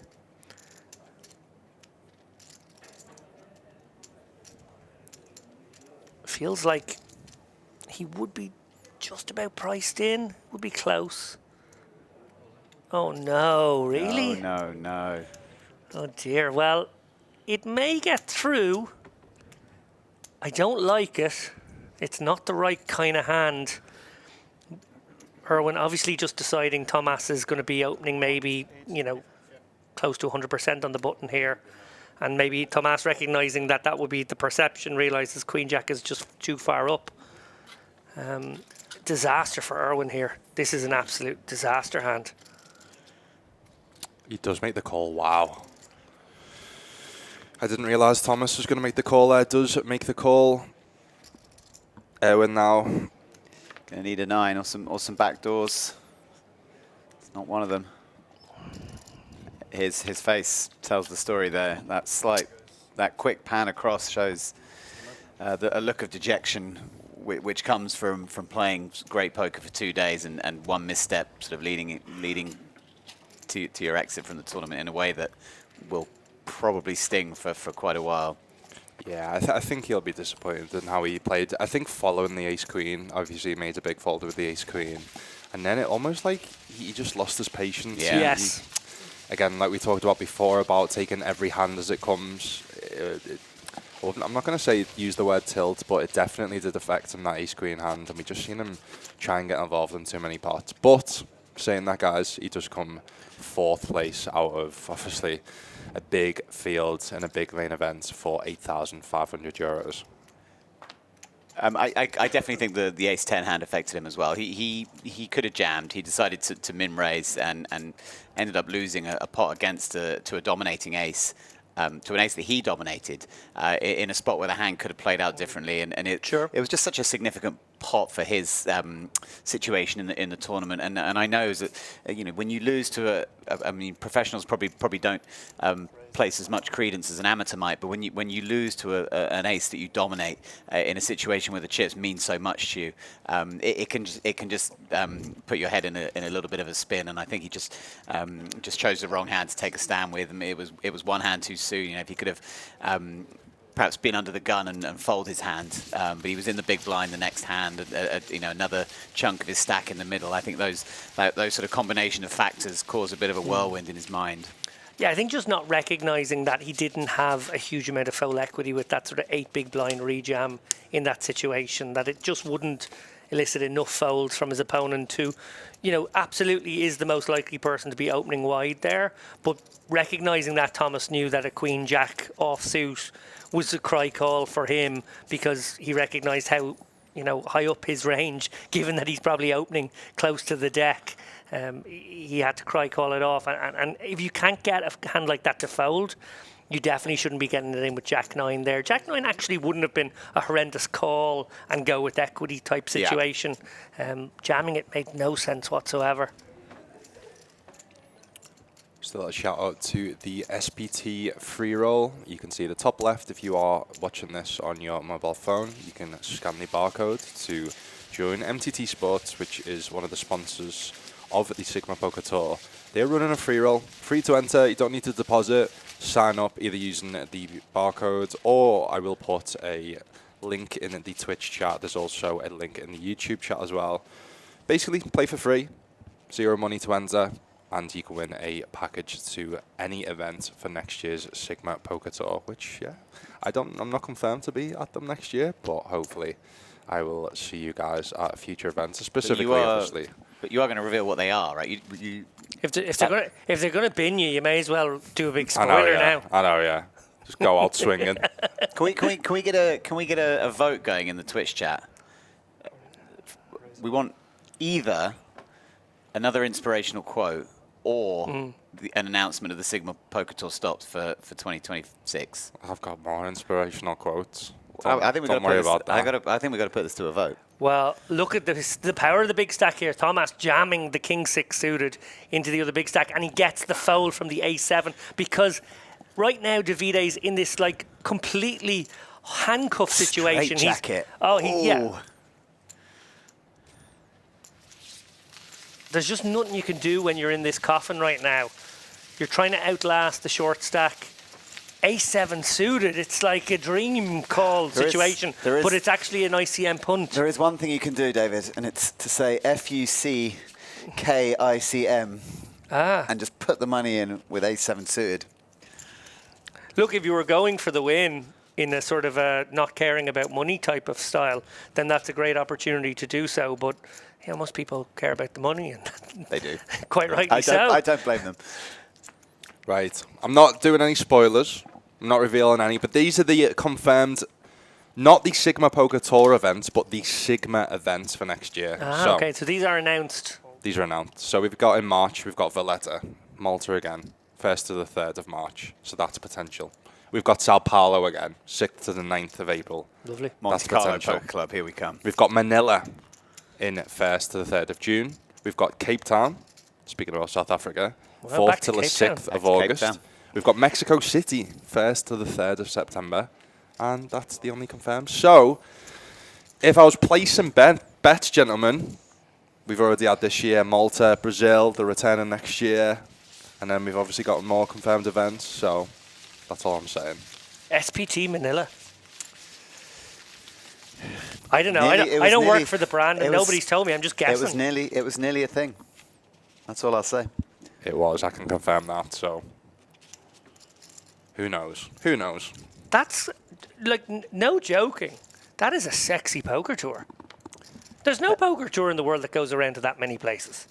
I heard that there is one. There is one that goes to 5 continents. Yeah. I heard that. Is it my sponsor? Is it WPT? No. Have I stepped in it right now? No. You stepped out of it even more. I can say now that the Hendon Mob Championship there it is. goes to 5 continents. Tell them the continents. Those continents are North America, South America, Europe, Africa, and Asia. Wow, I didn't even know there was that many continents. The well-known Antarctica bias. I know. Those guys. Yeah, when are all the continents coming? That's going to be a world record, surely. If you're a casino in Australasia or Antarctica right now, or the Oceania region, Any penguins watching or listening? you can hit me up, Lord_Boothby on Twitter. The space station could have one on the space station. International waters. International waters. There are more options, to be fair. Does Antarctica intrigue you guys? It really intrigues me to go one day to visit. I don't know. Attenborough's taken me around a few times. Yeah, I'm probably not as easily intrigued. I mean, sat in a hot country. We're talking about one of the calls. Yeah, I feel like it'll be decent for like 30 minutes, and then you're like, sound, I've seen it. Oh my goodness me, what a dream wake up here. Oh no. Romain has found his ace, he stuck it in, and Davide gets to be the sheriff. This is huge in the context of the overall match here. Davide gets this hold here, which he's going to do like 93% of the time. He gets to go heads up with not too big a chip deficit. It's gonna unless he can find running spades. It's gonna be Romain to Brexit. GG's. That'll do. That's it. GG's to Romain. Does get 3rd place. Just like the EU referendum, the Remainers are left heartbroken. First recorded live cash for Romain. He can be very proud of himself. I thought he played very well indeed. Our French player, 12,200 euros. We are heads up in SiGMA Poker Tour Malta. It looks like there may be a brief break while they set up the chips and the 2 players. But it's Thomas against Davide for the 28,000 euros and the SiGMA Poker Tour Malta Championship title. Yeah, and while there was a lot of talk about Thomas, and obviously he came onto this final table with the form, with the wind at his back, with a lot of chips in his stack, and he has played fantastically well. Okay, a couple of little, bumps in the road. It wasn't all plain sailing here, but he's done tremendously well. That River Deuce, by the way, still having nightmares about that one maybe. But, phenomenal performance to get to this spot, 13 million to the good. Davide's kind of flown under the radar. Yeah. He's kind of tippy-tapped his way up the leaderboard. No huge pots, no massive spots, but has actually managed to navigate beautifully into this second place position. And who knows, with a nice little run of cards, has every chance of taking down this tournament. Yeah, special shout out to Romain. I think you could tell he's probably the most inexperienced player on the final table. But the fact that he's found himself third place, really impressed with some of his plays. I think his inexperience did show in certain spots and certain plays, but the fact that this was his biggest score to date, as you say, on Hand and Mob, and the fact he's got first recorded score. First recorded, first recorded score being €12,800, obviously, including the min cash, was very impressive. So definitely hope to see him at future live events and future final tables. On your screen, you are seeing Danilo. He's the head TD for the SiGMA Poker Tour here at Portomaso Casino. He TDs a lot of the major events here at Portomaso. One of the best in the business. Just getting set up for heads up here. Just while we do, guys, obviously we've already shouted out the free roll a few times. You can again join that with the barcodes top left. What do you guys have coming up the rest of the year then, live events wise, poker wise? So we're getting into kind of silly season, I guess, for the Hand and Mob Championship. We've got 3 events. The event yesterday was the first of 3 events coming up in Malta. So we are back next week with the festival. That festival will kick off with a 4-day Hand and Mob Championship. The festival is a great stop, especially if you like mixed games. Huge schedule of any kind of game you could wrap your head around. Really do sort of what probably of all the festivals in Europe focus on mixed games more than any other. So you get a lot of Scandinavian players and players from around Europe who love mixed games coming into Malta in the next week.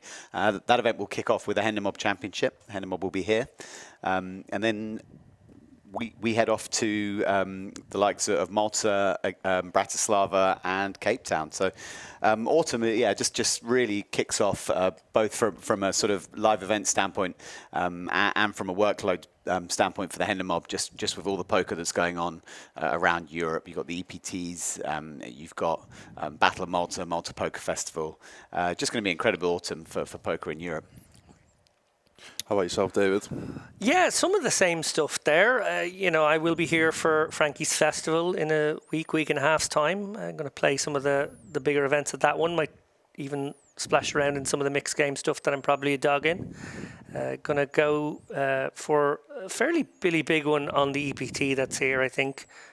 Absolutely brilliant for the island and for just that tour, I think, to be coming back to Malta. You mentioned earlier, it's been 10 years, been exactly 10 years, 2015. Neil Farrell, I believe, won that year. It was a great fun final table, as I recall, and very good fun right after the final table, as I recall, as well. Neil was a great champion, and hoping to maybe have a deep run in that and some of the side events there. Malta Poker Festival and Battle of Malta will be on the agenda end of October, but before then I'm going to give a shout out to the event WPT are sponsoring in Killarney, the IPT Killarney. I know my partner in crime, Darrow Carney, will be heading down to that one. I will be at the IPO Dublin, also WPT sponsored, right before the Battle of Malta, Malta Poker Festival week kicks off. So looking forward to that one just before Halloween. And then later in the year, might take a trip to Paris. There's a Paris stop I have my eye on. I would love to go to the WPT win in December, just before Christmas. That has been my favourite stop for the last 3 years. I think it is maybe the best stop on the whole calendar. I love the Irish Open, but I think WPT win might just take the biscuit for my absolute favourite these days. They just look after you so well. It's a very big contrast, I would say, to the World Series of Poker, which is obviously a huge event, and fair play to the people at WSOP who put on such a mammoth event. But the WPT is pretty massive as well, And you do get that sort of feeling that as a poker player, you're not cattle being marched into, you know, seats that you have to then replenish, but with your re-entries over and over and over again. You feel like you're actually valued as a player. You're in the opulent surroundings of the win, which are always beautiful. And you know, do you want Vegas in December? Much nicer than Vegas in July. Much nicer. I'd done it for the first time a couple of years ago. Brought my fiance, she'd never been to Vegas, and we were walking down the strip. I was used to obviously going in the summer where you just can't do that. And she was like, "Oh, this is nice, isn't it?" And I was like, yeah, normally can't do this. You can literally walk for 1 minute before you're absolutely sweating. So, I much prefer to go in December time. And I mean, I stayed at the Wynn last time for the first ever time, and I mean, staying at any other hotel on the Vegas Strip is just nothing compares once you stayed at the Wynn. It's true. It's very snazzy. Actually, and shout out to the guys. I don't know if there was cooperation with this. Certainly, there never is cooperation with the people over at GGWSOP, but it does feel like some subtle collusion took place between EPT and WPT Wynn, where you can pretty much do both things. You can do the Prague stop, which is obviously famous in its December slot, and you could get on a plane right away and just about make it over to play the Win as well. So that's nice that players can maybe have that option. Yeah, listen, I'm not a fan of all trying to battle against each other. I just think, what's that saying? All the tide rises, all boats, something like that. I know, I should have that. Get into your database of quotes right now. Me and David will stall for a little while. I just think, I think just doing stuff like that just doesn't good for poker, man. Like, let people. I think. Listen, I think it's healthy competitions like the likes of the Battle of Malta Poker Festival over here. I think that's healthy competition, but in a good way of like, if you bust an event, then at least you've got an option to play another festival. So you can, and both main events don't kind of collide with each other. So I think that's kind of good. But yeah, I just don't like the idea where you've got to choose between 3 top series in December. It's and they're all, you know, heavily spread out geographically. Yeah. I mean, you take the WSOP in summer, you've got 7 or 8 major series, but they're all going on the same strip of tarmac. So it's a feast it's a feast for poker players. That's a good competition. Whereas this, you're forcing players to choose, and that's not good competition. I mean, Battle of Malta Poker Festival, you literally walk 5 minutes, exactly. and then you're at the other venue. But we do see both players sit down. We do have an amazing heads-up battle here. Davide, Thomas, two individuals been really impressed with so far. Obviously, like we said, Thomas has definitely took the lead in the aggression, took his spots well, coming off fresh off an EPT main event final table. Davide slipped into the radar a little bit more, but yeah, I don't think I've seen him make too many mistakes at this final table. Do you both, if you had to call it, do you think Davide is a pro or a sort of decent rec, if you had to call it now? Hard to tell because he hasn't really put a foot wrong on this final table, to be honest. So I wouldn't be surprised if he was a pro. Yeah, that's how good he's played, I think. Yeah, but yeah, I don't think we've seen too much of him to kind of understand. Do you think that's the guy who's doing a 9 to 5 on the side? Hard to tell, isn't it? I mean, he looks like a pro. He looks like he looks the part. Yeah. Lovely trophy there as well. If he does have a job, what do you think it is? Good question. Got a business, maybe? Yeah. Yeah, it doesn't look like a guy who has a boss. He's got a restaurant, maybe? Yeah, it doesn't look like he's got a restaurant. Well, I mean, he's Italian. Yeah, I guess that's. Nah, I don't think he'd be coming to Malta and playing if you've got your own restaurant. Yeah, too busy if you've got a restaurant. Yeah. Leave your head chef in charge. Get yourself off to Malta for a little week of poker. Come back. It's like I talked earlier, guys, about blind blinds, super wide ranges. Suits are very important. This is prime example of this here. You're gonna have to play almost 100% of hands from the button, given the big blind ante. Oh, interesting. I really expected a cheeky little bet here with 5 high. I think that's just the right hand. You can make the nuts. You've just asked me then if I think he's a pro. He's not a pro. just based off that one play. Yeah, I think you've got a bet there, right? So yeah, you do. 5 high, gut shot, heart in hand as well. The perfect hand. Now, the ace of spades has given him a second bite of the cherry. He can definitely bet now as a delay C bet, and it works out for him just the same. But I think on the balance, you want to fire that first bet out. I think Thomas would have pounced on a lot of turn cards there if he'd picked up any kind of gutter. I think he was after it. So, yeah, delay C bet does get the job done there by Davide, but little maybe question mark over the decision not to fire out a continuation bet. It's nothing against him saying he's not a pro, by the way, but there's little things that a professional is going to be a bit more well studied than. I think that's probably the biggest gap is the heads up play, because you just don't. We talked about before about not having much experience. You don't get to many final tables, even if you do play poker full time. Yeah. You tend to not play too many heads up. And I mean, unless you're playing sit and goes online or something at high volume, you're just going to have a very limited amount of heads up experience. And that's where competent players often pros. none.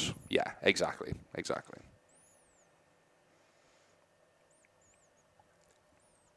And who knows, Thomas might not be the most experienced or studied heads up. Like heads up's a difficult one, David. I don't know about you. It's what I recommend in terms of studying poker is to study the spots where you play the most. So I've not studied much of, like, let's say 200 big blinds deep poker, because you very rarely online or even live play 200 big blinds poker, right? Same with heads up. You tend not to play too much heads up, both online and live, but obviously you need to know it to a certain point, because if you're getting big heads up for big money, then you want to have an edge. But yeah, what's your kind of studying heads up wise? Okay, so I have a very simple way of doing things on this. As someone who came up in an era where you could build your bankroll as a sit and go player, and I barely played anything beyond a sit and go for the first. Well, actually, hang on a minute. I have to take a moment out here. Is this gonna brew potentially? King 10, Jack 10. Maybe I can finish my point. 2 Broadway hands on this board. There's a little bit of something there for each of them. Davide probably should be keeping this King 10 as part of his minimum defense frequency here. King high can be good. He's got kind of equity in different buckets here. He's going to be sticky. So yeah, I'll finish my little anecdote now in a moment. Interesting 10. Yeah, super interesting. So I don't think Davide is going to have any pairs. He's either going to be jamming or he's going to be 3-betting all the pairs pre. And Thomas is going to realise that. So Thomas has got all the pairs. Thomas has got all the full houses. Obviously, yes, Davide can have a queen, but I think Davide is going to be check raising a bunch of queen X on the flop. So I think Thomas we're most likely going to be seeing, I imagine, triple barreling. Just based off that fact. This is a spot that I done the other day where I triple barreled with 9 high, and fortunately for me, they dunk jammed the river with the quads. Does Thomas ever worry about Davide having a deuce, that he doesn't fold to the turn barrel? Deuce is going to raise a lot is the issue. Okay, deuce will raise a lot. Yeah. He doesn't defend the offsuit 2x pre-flop to erase, so there's not much 2x in the range. But credit to him, he stayed sticky with this King 10 thus far, and I think that's really, really nice actually from Davide. I know we were sort of playing the game of is he a pro or is he not, but this is certainly pro level. Yeah. Now he could still be put to the test once more. Thomas very capable of recognising that his opponent maybe has a hand like a King high, maybe even an ace high, like a very weak ace that he's hung on with. I think he's going to bet. No, he just got for the jack. Interesting. So credit to Davide there. Very nice. He's got things level now with that bit of stickiness, and that was a very interesting pot. I think Thomas maybe thinks that Davide is not going to be floating, calling 2 bets too wide there, so he thinks he's probably not getting the fold equity on the river. And it is always possible he's got the queen. Yeah. It's not beyond the bounds of impossibility either. To come back to my point, so as someone who come up in the sit and go era, obviously that was a situation where you got really good at your ICM, you got really good at your 3-handed, your heads up, and you got loads of practice because, virtually 20 times a night you were getting, short-handed and heads up and whatnot in that kind of environment. Now, what I would say is when I moved into MTTs, less opportunities along those lines would, offer themselves. And the way I have actually compensated down the years is I play spins. I've actually played spin and goes for the last, 6-7 years. A little bit skeptical of them, I will admit. At the beginning, did feel like we were being forced into a sort of a game that was going to have a lottery effect that was going to probably be too impactful on the overall, your overall ability to be profitable in them. But over time, I realised that they're actually a pretty nice pool. They attract all the same kind of weak players that the sit and go pools used to. Yes, okay, there is this slight lottery element to it, but actually you can just grind them out and just play loads of them. And what that does is it just gives you automatic 25 big blind three-handed play, automatic 15 to 20 big blind heads up play, and that's often what you end up in the kind of mid-stakes tournament fields that I play. So I feel like I get my reps in that way. Shout out to GTO as well. They've actually just come up with an app separate to their kind of normal website of where you can kind of battle heads up versus other players. So they've almost done it like kind of similar to chess ranking system, where you can play, and then once your game has ended, your heads up game, you can then basically analyzes every single hand that you play. So it's I haven't played much of it. I keep telling myself to do more of it, but it's a really nice way of playing for free and getting better at your heads up game. Nice. We've done a lot of shout outs tonight, but the one we haven't shouted out, which Squo is one of my VIPs on my channel, has just shouted out. Shout out to the dealers. Yeah, of course. We just wouldn't be able to play this game if it wasn't for the dealers, and they work the longest hours of anyone, right? They're there to the last card is dealt. Just in the sense that we would be being dealt imaginary cards, and we wouldn't know what. I mean, but the dealers, I don't know about you guys, have been amazing on this trip. Like we've all went to events where the dealers are on the best, and it makes a massive difference to your experience. And we're very lucky to predominantly play poker in Europe, where the dealers are infinitely better than anywhere else in the world. We're very lucky. Look at this dreamy spot for Davide here now. King 9 top 2, and a player who is capable. We talked about the bottom 2, maybe you want to get more chips in the pot earlier. Okay, not exactly the same as a heads-up situation, but I think top 2, we definitely want to play this one slow. Yeah. Nice. Yeah. So maybe I was wrong in terms of Davide not being a pro. I mean, apart from that one misstep, that of not c-betting that hand, I think he's played pretty solid so far. Look at that clean turn. Yeah, and a no equity hand here for Thomas. Sometimes you find the second barrel with the no equity hand. It is dicey. His opponent could have some draws. You could definitely remove some 7s with a good bet. You could put pressure on a 9. He's just going to check it back though, just deciding maybe this isn't the one.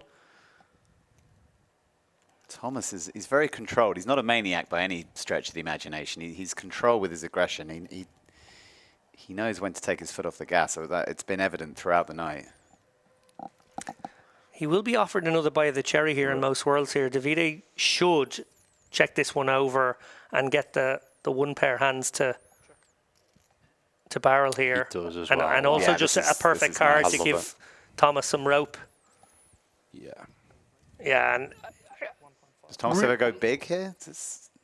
He's got to go somewhat big, I guess. It looks like he's gone 75%, and it's going to get the snap. Just straight over. That was one of the best moments of the night, I think. The chips didn't even go to the middle. 1.5 minutes. There they are. Went here you are. Horizontally across. You ever raisin there on the river to that size, or? No, probably not, because I think your opponent can definitely have some better 2-pair combos. Obviously, you're just pure targeting, like an ace that won't believe you. I see what you mean, but I think I probably, to that larger size, just go with call. If he'd bet like 1/3, I might have gone for a cheeky little triple that bet. Just the size, yeah. But I think against the 3/4, you just feel like, ooh, I'm going to have to put in, even if I click it, it's going to be most of it. And but do I get called by worse? Ace King's the main 2-pair that you lose to. Ace King, he never has Ace King because he checks 10, right? Sure. So it's Ace 7 and Ace 9 are the ones you're worried about, and you block a little. Block Ace 9. Might be on something, sir. Yeah, I mean, I don't mind if you never think you're getting called by worse, but I definitely think there is, some Ace Queen, Ace Jack, Ace Queen, Ace Jack, Ace 10. Yeah. C-bet flop, and check turn, so I think obviously all of the sets are going to continue barreling turn, so again, I had a spot like that on Game of Gold where in my head I was like, to any size bet, I'm just going to snap here with I think I had a set, and I think it was Yovar really ended up block betting 10%, and everyone was like, why did he just only call that? But because in my head I had, right, I'm just going to call any bet because I'm not going to raise this hand, decided that, but then quickly soon after realised of how small he actually bet, so I think he obviously just had in his head there, if he does go above a certain amount, let's say 75%, then he was just going to call. You guys are both students of the game, professionals. What do you think of Heads Up as an entertainment spectacle, and where do you think it ranks in terms of how you enjoy the game? Where does it rank versus full ring, short-handed, three-handed? Like one of my favourites. You think it's up there as a... Oh, because like you have to play like nearly the whole deck. You have to battle with each other. You have to play every hand pretty much. No. I think it's a really entertaining format actually. I think that the people who make poker TV recognise that as well. We saw the shows like Jewel and whatever. Very, very good TV. I think maybe you need some characters. Do you think there is a sort of proportion of the audience that needs to see big hands colliding, or players at least having hands, coolers and flushes over straight? So in Heads Up, you're often dealing with a situation where neither player has very much you're hand. like no pair against no pair, or third pair against fourth pair. That's why I was so annoyed on Game of Gold. So Yo Viral played the first round against, I think it was Nikita and my team. Obviously seeing the whole cards, that's what was good about the dynamic of it. I got to see what kind of cards or hands Yo Viral was playing. Soon realised he's overfolding massively pre-flop because he was used to deep cash games, right? Yeah. So my strategy going into play was just literally min raise everything pre-flop. Got him down to zero chips basically, and they obviously don't show any of that because it was boring to include me just min raising and him folding. So yeah, but he ends up beating me, ends up coming back. But I was like, in my head, I was like, I absolutely battered him. In the highlights, he's just made him beating me. One thing I personally don't love Heads Up because of that reason you've just talked about there in terms of it not having too much action. The one Heads Up that I love the most, and I'm surprised it's not returned, and I would love to see it. Do you remember the Poker World Cup, was it, with the different countries? Yeah, I do remember that show. It was like dual Heads Up, and you could almost substitute, and you could like speak to your team and your rail. That was incredible in my opinion. So. My favourite one was when the qualifier, because every team had a qualifier. The qualifier from Germany had the nuts. I think he had aces pre, and he decided to use his "I'll go talk to my rail." And over he went to have a quiet word, and they're like, "Okay, what have you got? We're really interested." He's like, "I have aces." Was it against America? Was it against America? Was it against Phil Hellmuth? It could have been. Wasn't it? Yeah, I remember that. Oh, that was amazing. Again, it just creates moments like that, like slow rolling Phil Hellmuth by going over to the rail, and they think you're actually debating a hand. I don't even remember this show. Oh, honestly, you need to watch it. I think it might be on YouTube, but I think was it the WSOP? I don't know. It was done as a World Cup thing, because I remember Andy Black was on the Irish team with Porrick. And I remember Gus Hansen was captain of the Danish team, and there was the Australians. So the Swedes were in there. That's what I mean. Canadians. I just think it needs more. That's why I'm just surprised for after Game of Gold things didn't follow. But again, it's hard because obviously the production, it's a lot for the production. Obviously, getting the biggest names involved is. Yeah, I think that's why they got me involved. A bit more cheaper. Yeah, I was just about to say, wow, biggest names. I understand now why I was invited. It's because your appearance fee was too expensive this time round. Huge jam by This is a Davide, massive right? jam. Yeah, what's this, about 27 effective? I don't hate it, to be honest. This is just against an ordinary open. It's okay. It's a little bit much, but it's okay. Like Thomas can't call really, can he? No. King 10 off. It's not far off. It is a spot where you are thinking, oh, okay, what hands do this? And they might be some like queen jacks, 10 jack suiteds, king, you know, it's going to be in around that stuff. It's going to be all the small pairs. They're going to love doing it. And because the small pairs love doing it, you have to put in a few of those Broadway combos so that you're balanced, so that you can get some more folds. I think king queen off would have been a sick spot there. Yeah, no, that's a really tough one. Mostly you see, that like you just said. You mean king queen off to call? Oh, I would have called with king queen all day. That's what I'm saying, but like I think it would have been. Talking of which, speak the devil. I think it would have been a call, but just because mostly what you see jam there, people might say that's a massive jam, but because you're out of position, you do mostly see the bottom pairs and the offsuit ace-x for the most part jam. Yeah, and I think Davide here is, probably just going to come with min raise and then be happy to call it off if he receives a jam. Now I don't know if a big jam is going to be the way that Thomas wants to proceed. Looks like he's gone for slightly over, so it's like a 2.3x open. Guys, I've got an amazing comment on YouTube. He says, Erwin here. I did take some beers and shots like you guys were saying. Haha, top commentary. Top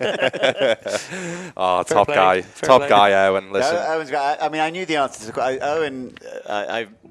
Whenever I've seen him around the casino, he does have a drink in hand. So I was fairly sure the answer. I didn't want to sort of make any incorrect presumptions, but internally I knew that would probably it was a yes to has he had a drink. When you were top quality, well fun played, to watch and commentate on. Yeah, great score, mate. Great run. Hopefully see you at future events. Enjoy. Have a few more beers and shots tonight. Maybe save a spot for us at the bar if these guys can get things. If Davide continues to run Thomas over by just constantly making the best hand, it's going to be very short shift here.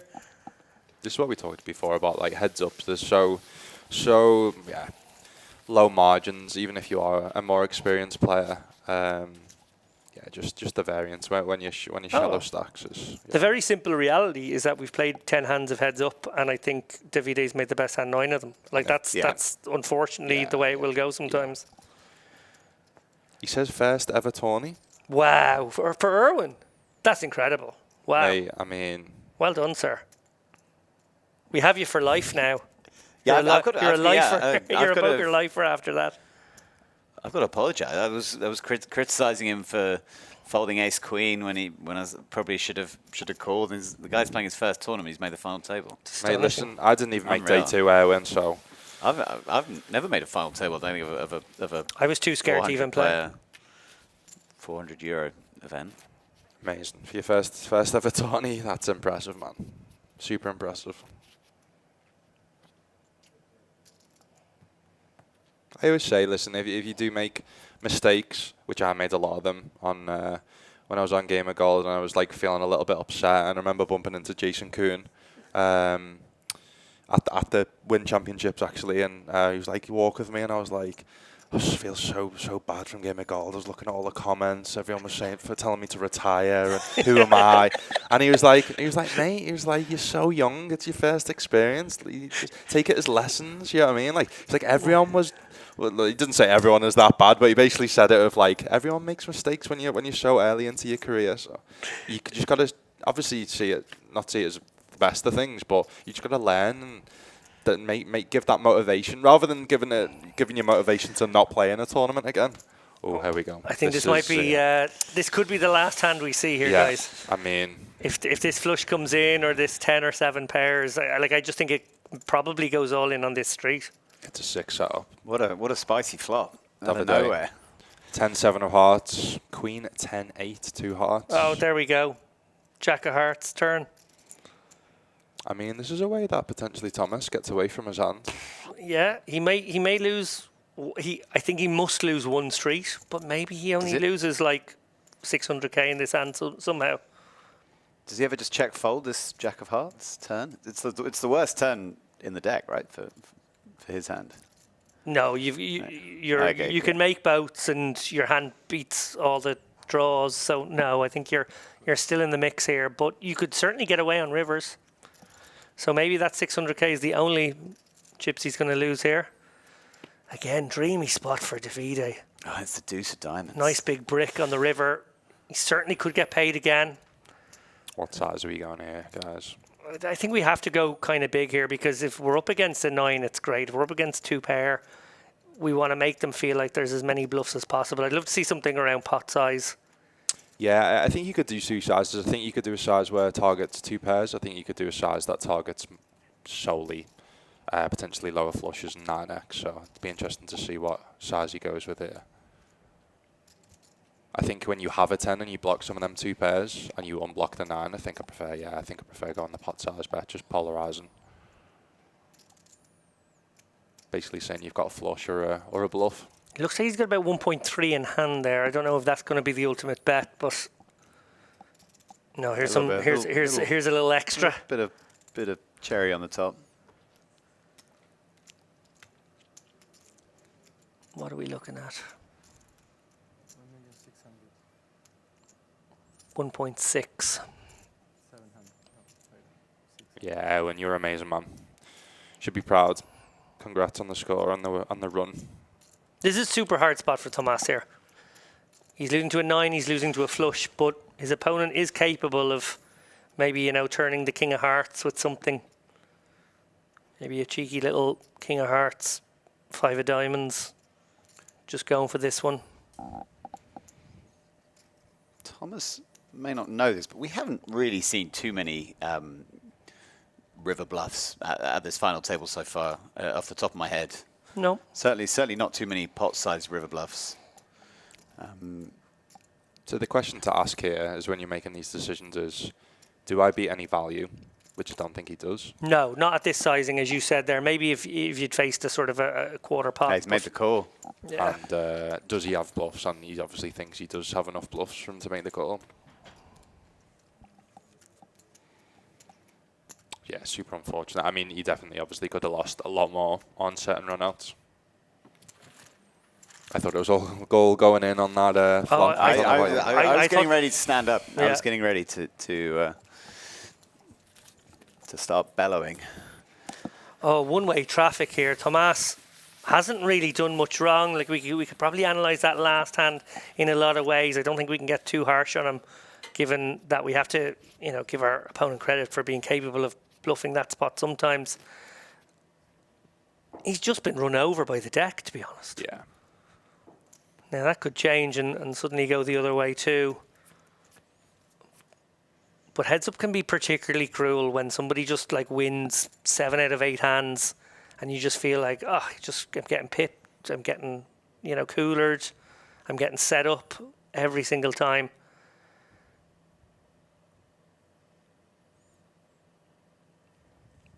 $14 bigs here, give or take.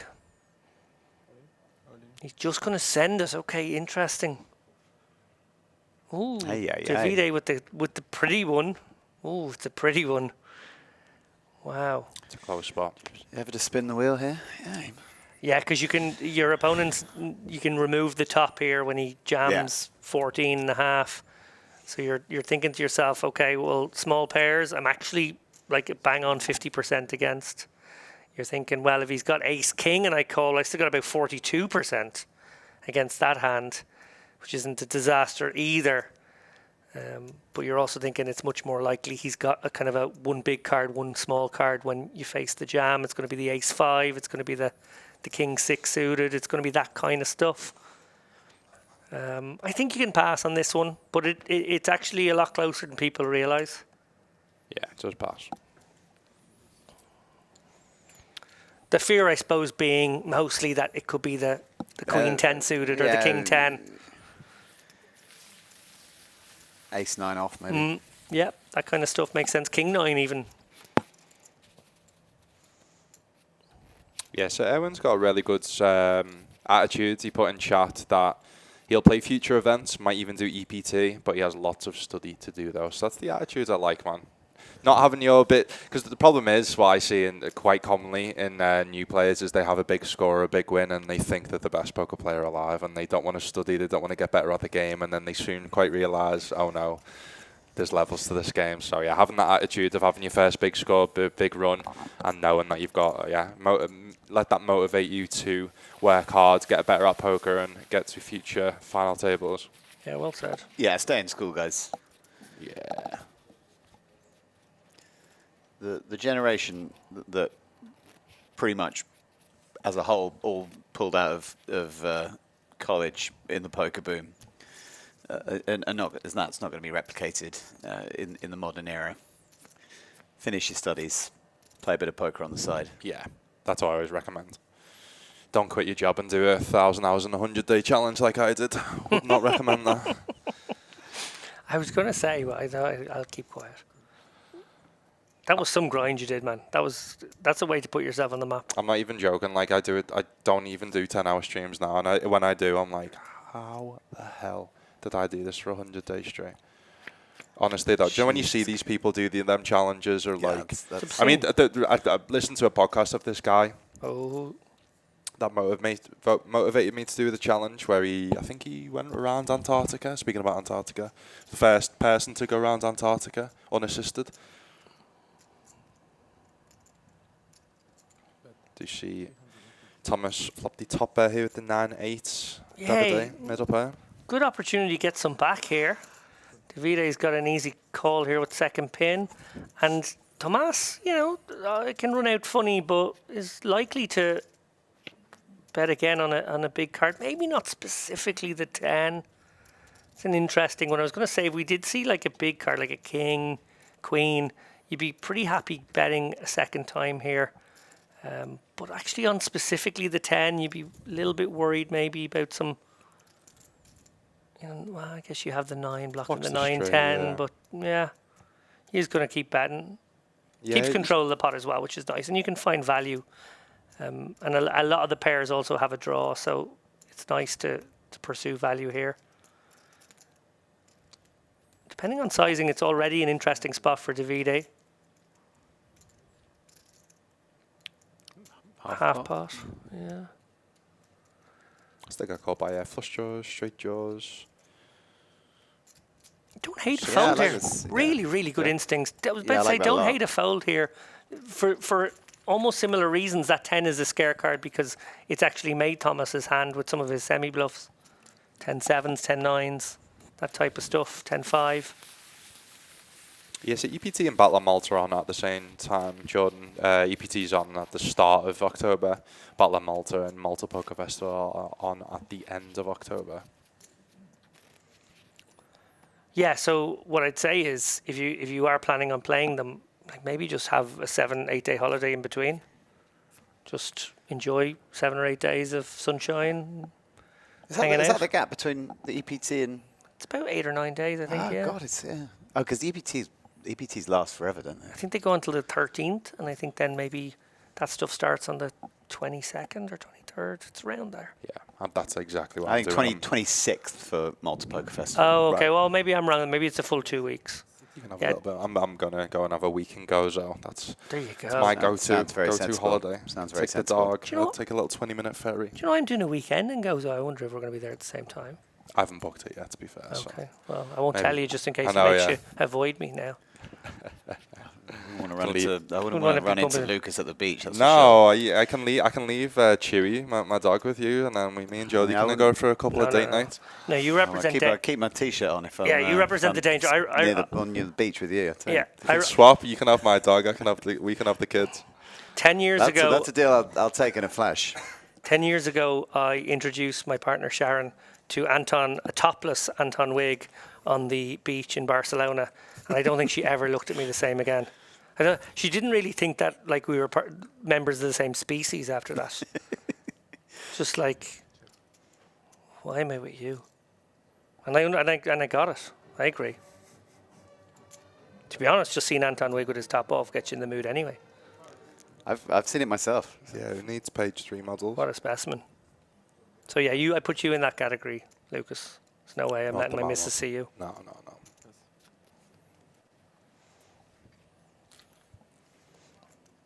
Too much Dubai chocolate for me.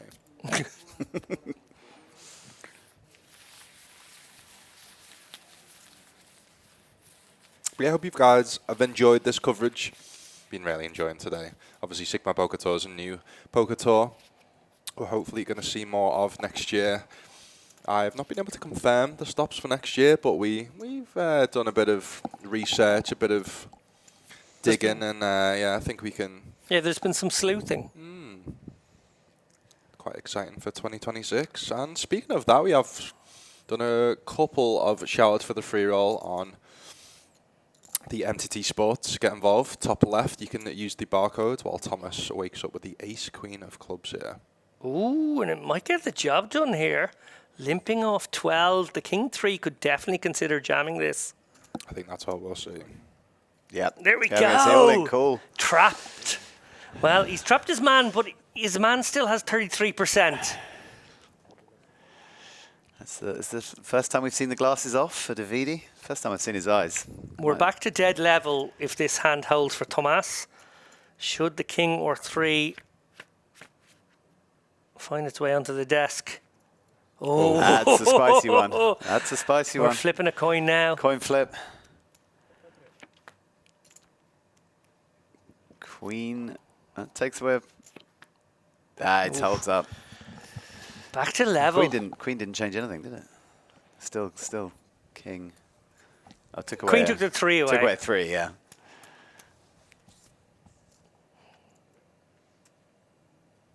Thomas back in it. On into the night we go. Yeah, excellent limp there from Thomas. Setting the trap there, knowing his opponent with some, and particularly knowing that he'd done that 14 big blind shove a while ago, probably sensing that some of the king X, the queen X might do that. Certainly ace X would anyway. I think both players played that really good. I think the jam of the king 3 off there is fine. Yep. Thomas only having just over 10 bigs. Okay, so question for probably you more than Roland, Lucas. So this tour, SiGMA Poker Tour, brand new. You're in Sao Paulo, you're here in Malta this week. Probably finding its identity, its sort of flavor when it comes to its place in the poker landscape. Is it going to be a kind of low stakes, traveling around the world, fun tour? Is it going to be a bit more serious? Is it going to be, what kind of adjectives, if you were its brand guide, would you be putting on this? What are you looking for? So I think the Brazil stopped more than this. I think this one was more like the Malta Poker Festival, it felt like to me. Okay. So a bit more lower, a bit more people having fun. I think for me, what they pitched me the idea and what I experienced in Sao Paulo, which I'm hoping that I experience at other events around the world if they do that next year, is lower buy-ins, fun, but unique poker experience. Unique poker experiences, not just the poker. You rock up to an event, you rock up to a city that potentially you may never go to, unless it was to go to that stop. And like me and Roland were saying before, the experience that we had in Brazil, where you're just playing. Obviously, the Brazilian poker players are fun to play against anyway. You're looking around, you've got people in giraffe costumes, you've got violinists, you've got bands, you've got salsa dancers, I think it was one time. Yeah, it was, you've got free food, I had first ever time chocolate pizza there, which I didn't think was going to be a thing in Brazil.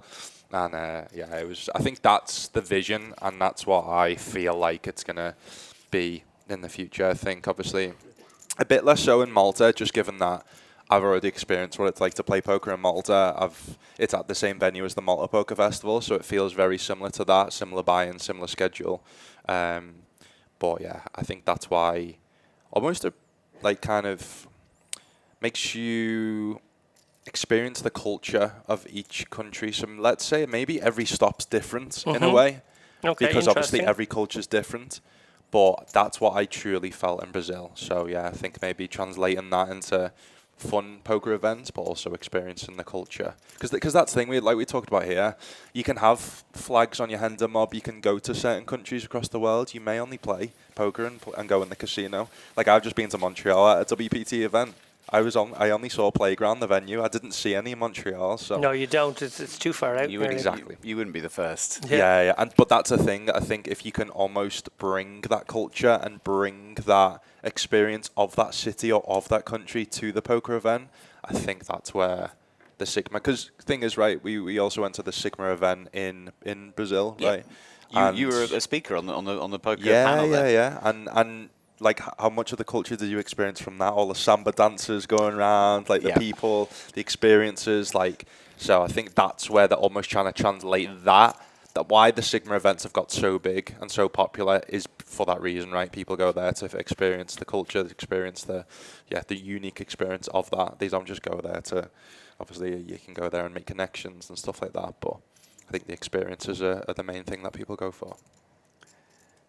So when I was first asked questions about what I sort of perceived the strengths of SiGMA to be, I always said that they had a sort of unique ability to connect the elites of the gaming world, executives and sort of C-level people who might be poker curious, who might be gaming, they're already gaming curious, they're probably heavily embedded in that industry, to expose them in a very sort of easy way to poker.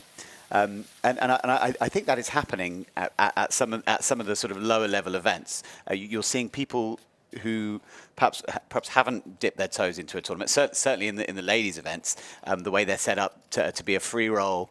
If you're registered on time, it's a free roll, and then there's rebuys after that. And we saw that heavily in Brazil as well. A lot of, you had your sort of premium events, you had your main event, your Hender Mob. Below that, there was a lot of extremely accessible events. The Cabella events are free rolls, and in Sao Paulo, it was a free roll with a sort of $50 rebuy. And in those events, you were primarily playing with people who play poker for the first time. So attendees of the festival, people who were clearly poker curious but had no poker experience.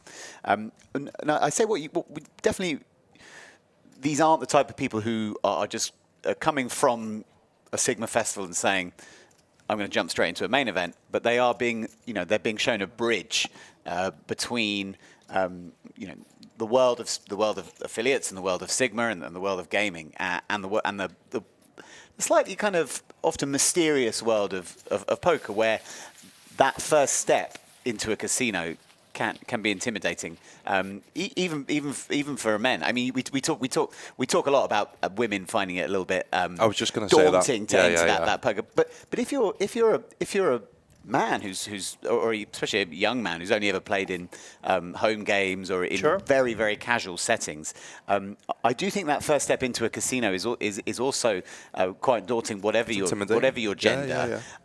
Poker players can be very hardened. They've often been playing the game for 15, 20, 25 years or more. They're set in their ways. They're not particularly patient about new players. Perhaps the way they handle the chips isn't standard, or the way there's a bit string betty, or the way they act is more akin to how you see poker on TV. I call your 100 and raise you 100. Sure. And people who experience that are often quite impatient. I mean, I try to think of myself as patient, and I try, if there's a new player at your table, you do what you can. But we all have that. That's when things are going well. We all have that impatient, devil within us that can snap, or they come on, or who, where your patience might last 10 minutes and then run out. So we all try and welcome new players to the game, but we're not perfect. So I think what SiGMA is doing, what SiGMA will do, is provide a bridge for people who are curious about poker, who have the resources to play poker. Because SiGMA, these conferences, they're attended by the very top people from the industry globally, and these are people that poker does want to attract. High net worth, educated, they can bring the game forward. These people, if they see potential in poker, they can bring the game forward through their own companies, or through the work they're doing, through sponsorship for poker. Poker's desperately in need of sponsorship outside of just the very narrow bubble of the poker sites. So I think, for me, it's about bridging that world with the poker world, and I really hope it's a success. We talk about growing poker ad nauseum. So anyone who's trying new ways to grow poker, or exploring new ways, whether they work or not, is doing a good thing. So we're Hender Mob will be behind it for as long as they want to be partnered with us. The amount of people I saw in Brazil, that was their first ever live event, like you said, not only a ladies event but a normal event. and I've seen them at this event, and they're actually playing the main event, or they're playing in the side event, and how good their abilities got from their first event, which was only a few months ago. Like, that is the way to get. I mean, I had a podcast with Yvonne, and we talked about how do we grow poker. Get more women into poker. It's so male dominated. How do we get more women into poker? Like you just said then. How do we get younger people into poker? Yeah. By creating events like this. That I mean, the Divas event on this series was free entry. That's how you get more people into poker. You have a person who can help you, can like play the game, help you feel comfortable. So the Divas event yesterday, the vibe. I mean, the one in Brazil was unbelievable. It was like a carnival. Yeah, the room was buzzing. Like the girls, like a lot of them didn't know how to play the game, but they loved it. You could see the happiness in their face, and that's the good side of poker that we need to promote, rather than obviously the bad side and bad people. Well, with that in mind, I have an idea to pitch you around. Go on. So you're obviously the Hendon Mob, and that's the brand, and these festivals that you have, like 10 or 12 a year now, all around the world, are absolutely brilliant. I've attended loads of them in loads of different countries. But what about the idea then, seeing as you have all that information at your disposal, and you made the point about how daunting it is being a newcomer to poker, not just how we, sometimes focus in on women's events as being their entry point, but maybe, newcomer events as being a more general, sexless entry point. You have in your database all the information on hand that you could have a tournament where you can't have more than 5,000 quid on the Hendon Mob, or 1,000 euro worth of victories or wins on the Hendon Mob, or whatever it is. You can decide what that cutoff point, which would be how you determine who's a newcomer or not. Now, obviously, that could be corrupted by some online beast who's never played, live poker before. But putting that to one side for a moment, specifically, that'd be very on brand for the Hendon Mob, that you could have a Hendon Mob newcomers alongside your regular event. So these events exist already. They're in existence in small numbers, but not insignificantly throughout the world. Some of the East Coast casinos in the US have trialed these. You've got them definitely in Australia. A couple of other, I think. Oh yeah, the Shuffle Up Poker Tour in South Africa, I think, has a rookies event or a newbies event. So we support these. We're behind them. One of the factors that would kind of turn me off it slightly is the fact that we know the extent of the limitations around. We know almost better than anyone some of the limitations around certain profiles. Whether that's duplicate profiles, whether that's so. For example, we're now in the age of GDPR. The Hendon Mob used to have a completely rigid policy on profile removal. We'd refuse any request for a player to remove his or her profile. We said this is information that's in the public domain. It's been shared publicly. We won't sabotage our own business when you've voluntarily played a poker tournament where the results will be published. That all changed around about 2018. So the power now lies overwhelmingly in the hands of what we call the data subject. So now, if a request is made to us to remove a profile, in most circumstances we're bound to take that down, based on legal advice we receive. There are some situations where it wouldn't apply, but in most cases we have to adhere to GDPR, where the data subject holds much more power than we do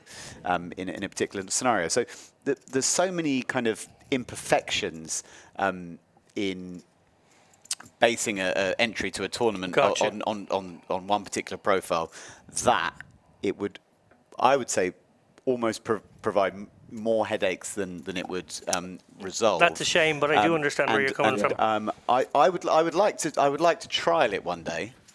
So how do the amateur poker kind of tournaments, how do they do it? In APAT. Yeah. So there's no barrier to entry in. No, pros can play that. APAT. Right. They're just all very low buy-ins. And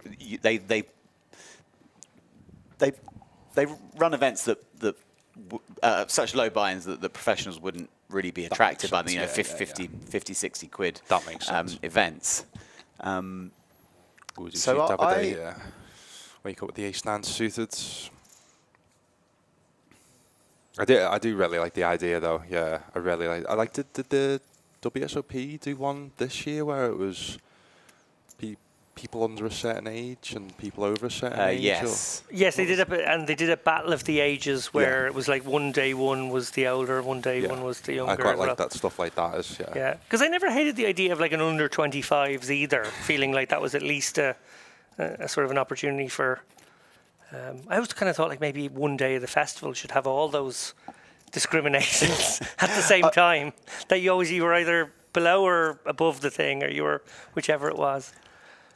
I'll finish my response to you just by saying that we run a mixture of events, right? We run certain events where we're the side event within a festival, and then we run some events where we have a week of Hendon Mob, Dust Till Dawn Rappers. Across all of those events, our buy-ins are extremely low. So when we do a standalone festival, the main event buy-in will normally max out at 300 quid, and when we're a side event, we're in the 200 to 250 quid range. And those tournaments are overwhelmingly attracting amateur players anyway.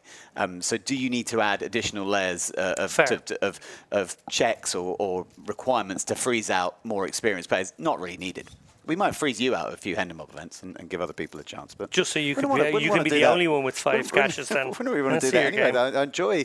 I think I've played with you in many a Hendon Mob event, and why would I want to deny myself that chance to that pleasure, that unique pleasure, to be three bet the shit out of.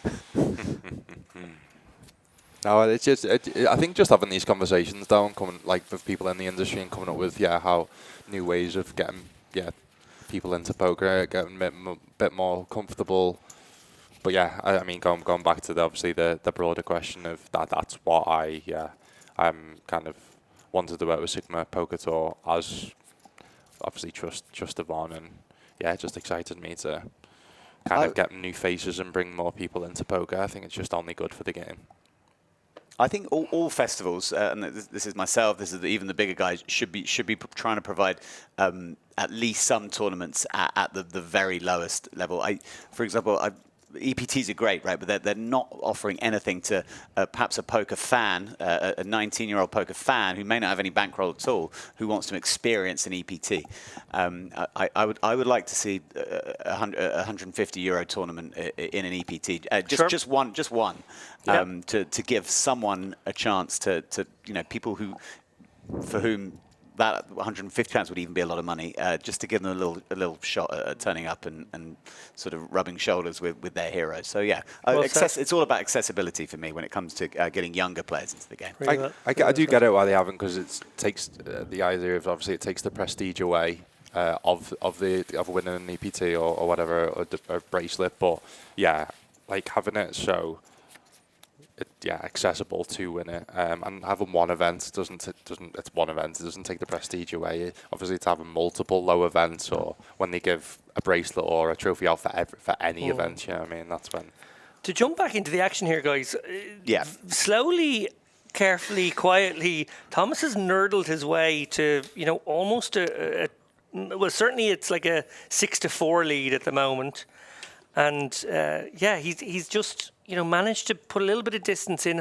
I have to say, just so impressed that even when his back was to the wall a little bit, Thomas just getting run over by the deck, losing maybe 10 of the first 12 hands, manages to get that trap through with the ace-queen, and is now, having reached parity, pushed a little gap now between himself and Davide. How many times has Thomas had the chip lead, relinquished it, and then gone back to the chip lead? I think it's a good... Possibly 3 times, I'd say now. Yeah. Possibly 4.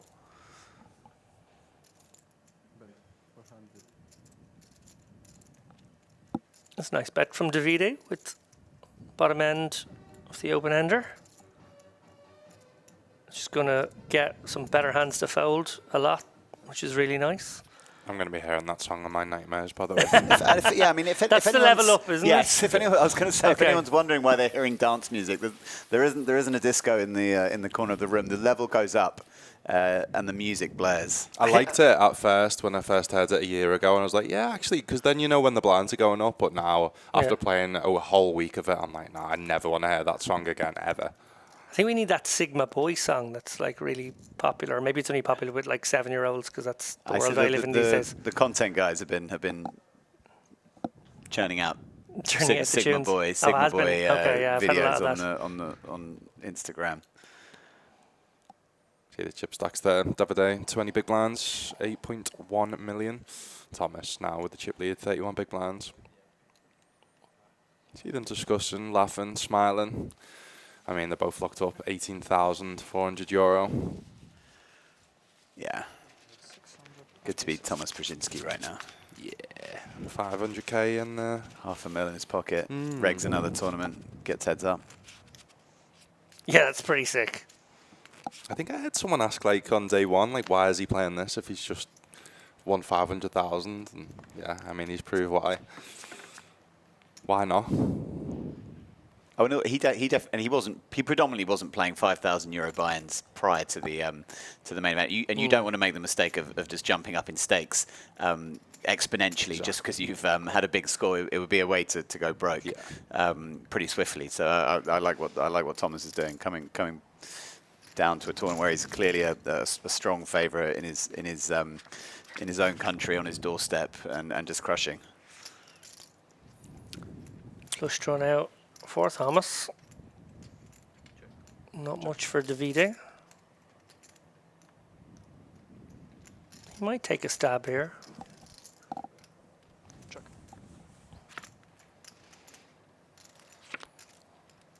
I feel like our graphics have maybe put them in opposite seats. Check. Yeah. Yeah. Yeah, Thomas is actually on the button. Oh yeah.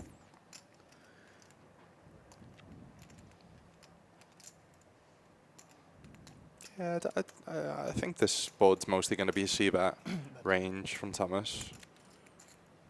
I don't mind checking some maybe higher flush draws, the ace high, queen high flush draws, but you've still got 10 high that you can get some queen X. Some better 10x to fold, but does get the job done on the turn. Now, 13 million plays 7.5. That's a nice cushion in what has become a very shallowed out heads-up game here, as we see. Well, I think we've been hearing that music slightly more frequently than we were. I suspect they've shortened the blinds somewhat, which is very common in heads up across all festivals. Yeah, I've quite enjoyed the last couple of final tables I played on. They just choose a number of hands per level. Yes. And naturally then when you get heads up, it speeds up because you're still playing 20 hands, let's say, per level, but you play those 20 hands in maybe 25 minutes. Oh. Oh, hello, Thomas with the trap. Shows pocket cards. Thomas has got to walk there, right? I think he has got to. Well, we do have our shows, our graphics are unfortunately showing it the other way around, aren't they? And they're kind of stuck doing it now because they haven't. Maybe the players played a button in the same place twice because it's more likely for our graphics to not register than it is for them to accidentally. Someone kept the button maybe somewhere along the way. Maybe there's a beady-eyed railer in the chat who could tell us.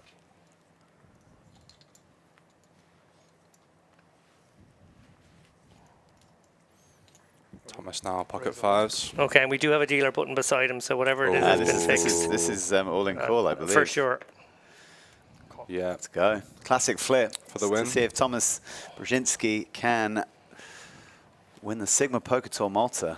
So if it's, I mean, if the poker 2025. gods are fair, Davide lost his last flip to win. So if it's fair, he should win this one. But that's, as we know, that's not how poker works.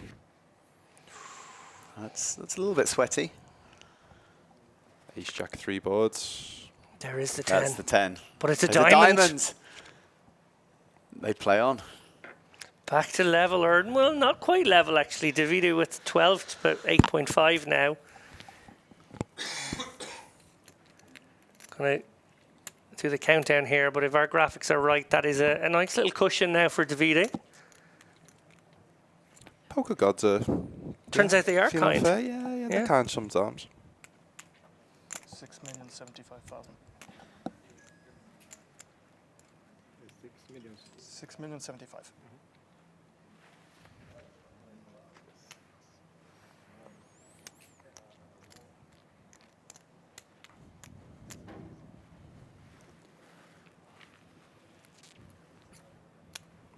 Always a sweat.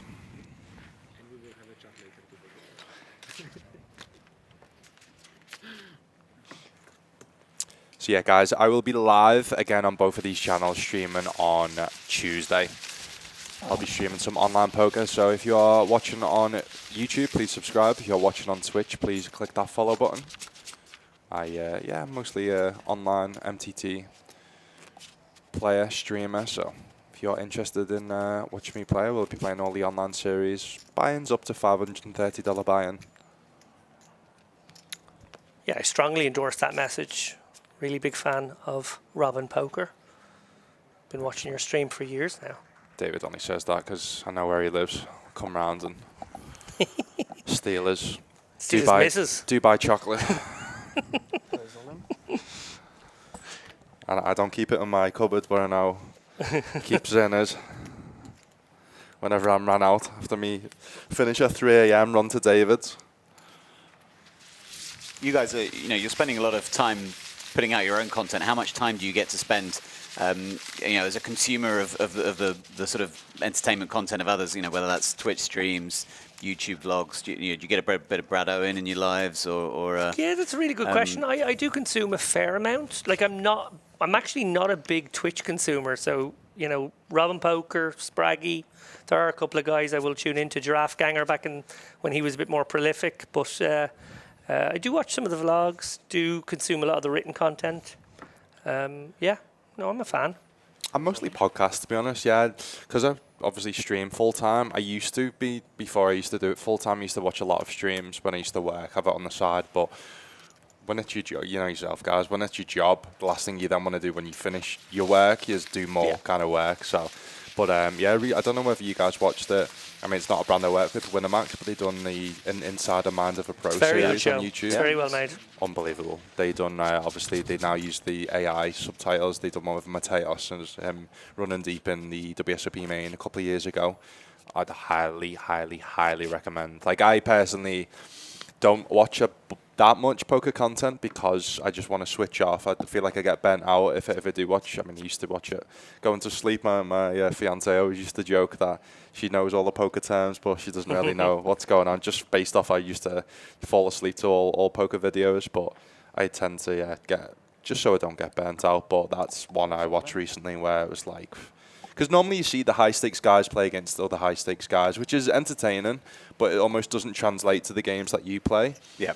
Seeing one of the best in the world play against players that you play against and see how he adapts. So he talks a lot about theory, about GTO, but then he talks about how to exploit certain opponents, the mistakes they're doing, how we can exploit them. It's honestly, it's unbelievable.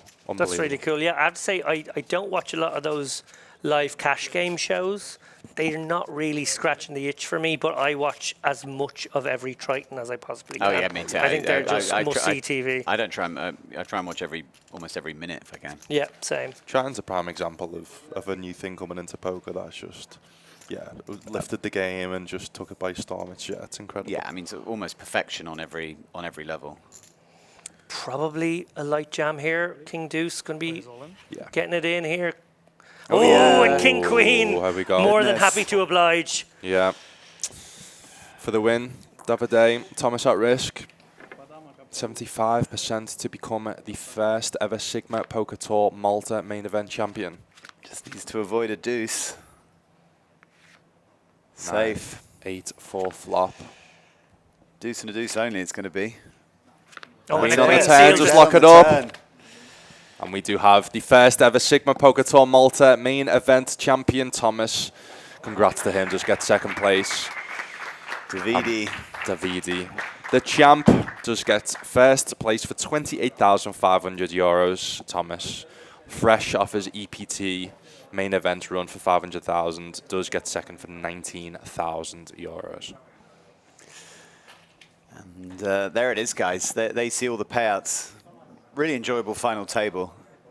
Congrats to all our players. Really impressed by. I mean, we found out it's a couple of people's first ever final tables, first ever events potentially they've played. So yeah, super impressed by the action today. And yeah, thank you so much for joining me. Oh, so happy to be here. I have to say, like, we did so much building up and talking about Thomas, who was in so many ways the star of the show, as we railed what was looking for so, just so often looking like it was going to be a fated, win right after his huge final table at EPT a few weeks ago. But actually, under the radar, sneaked Davide, who I just thought played really well. We've asked the question, is he a pro? Is he not? He certainly could be a pro. He's played tremendously well. He's turned 400 bucks into the guts of 30 grand here this weekend. And I imagine, there are more results to come from that man who showed a composure and, yeah, just a real, deft, nous, skillful sort of approach to everything. Never flustered. Obviously was short stack for quite a long period of time. But, just quality poker, it's got to be said. Yeah, I'd just like to pay tribute to all these players. We had Romain, our French player, no recorded cashes prior to this event. Erwin got in touch with us after he busted on Twitch to say this was his first tournament. Incredible performance. John, a guy went deep in the Hendon Mob event, followed it up with a huge performance here in the SiGMA Poker Tour. Guillaume, Belgian player, played incredibly. Chris, all action, wasn't afraid. That incredible two-outer with pocket deuces, and Augustino, well, he was doomed from his introduction from Yvonne, so we didn't get to see as much as him as we might have done. But just a real great collection of players, and I really look forward to the next stop on the SiGMA Poker Tour, where hopefully we'll bring you more coverage. Yeah, and shout out again, guys, to the partners and the sponsors of the SiGMA Poker Tour. Obviously, MTT Sports are running a free roll tomorrow, so if you've enjoyed this event and you want to get involved in future events in 2026, then you can play the free roll, use the barcode in the top left if you are watching on your phone, or you can use the link that I've got in my YouTube chat or Twitch chat. Free to enter, sign up, no deposit required, and you can win a package to next year's SiGMA Poker Tour. But yeah, it's been a privilege. I've been Lucas. And please click the follow button if you are watching, and hopefully we'll see you at the next stop.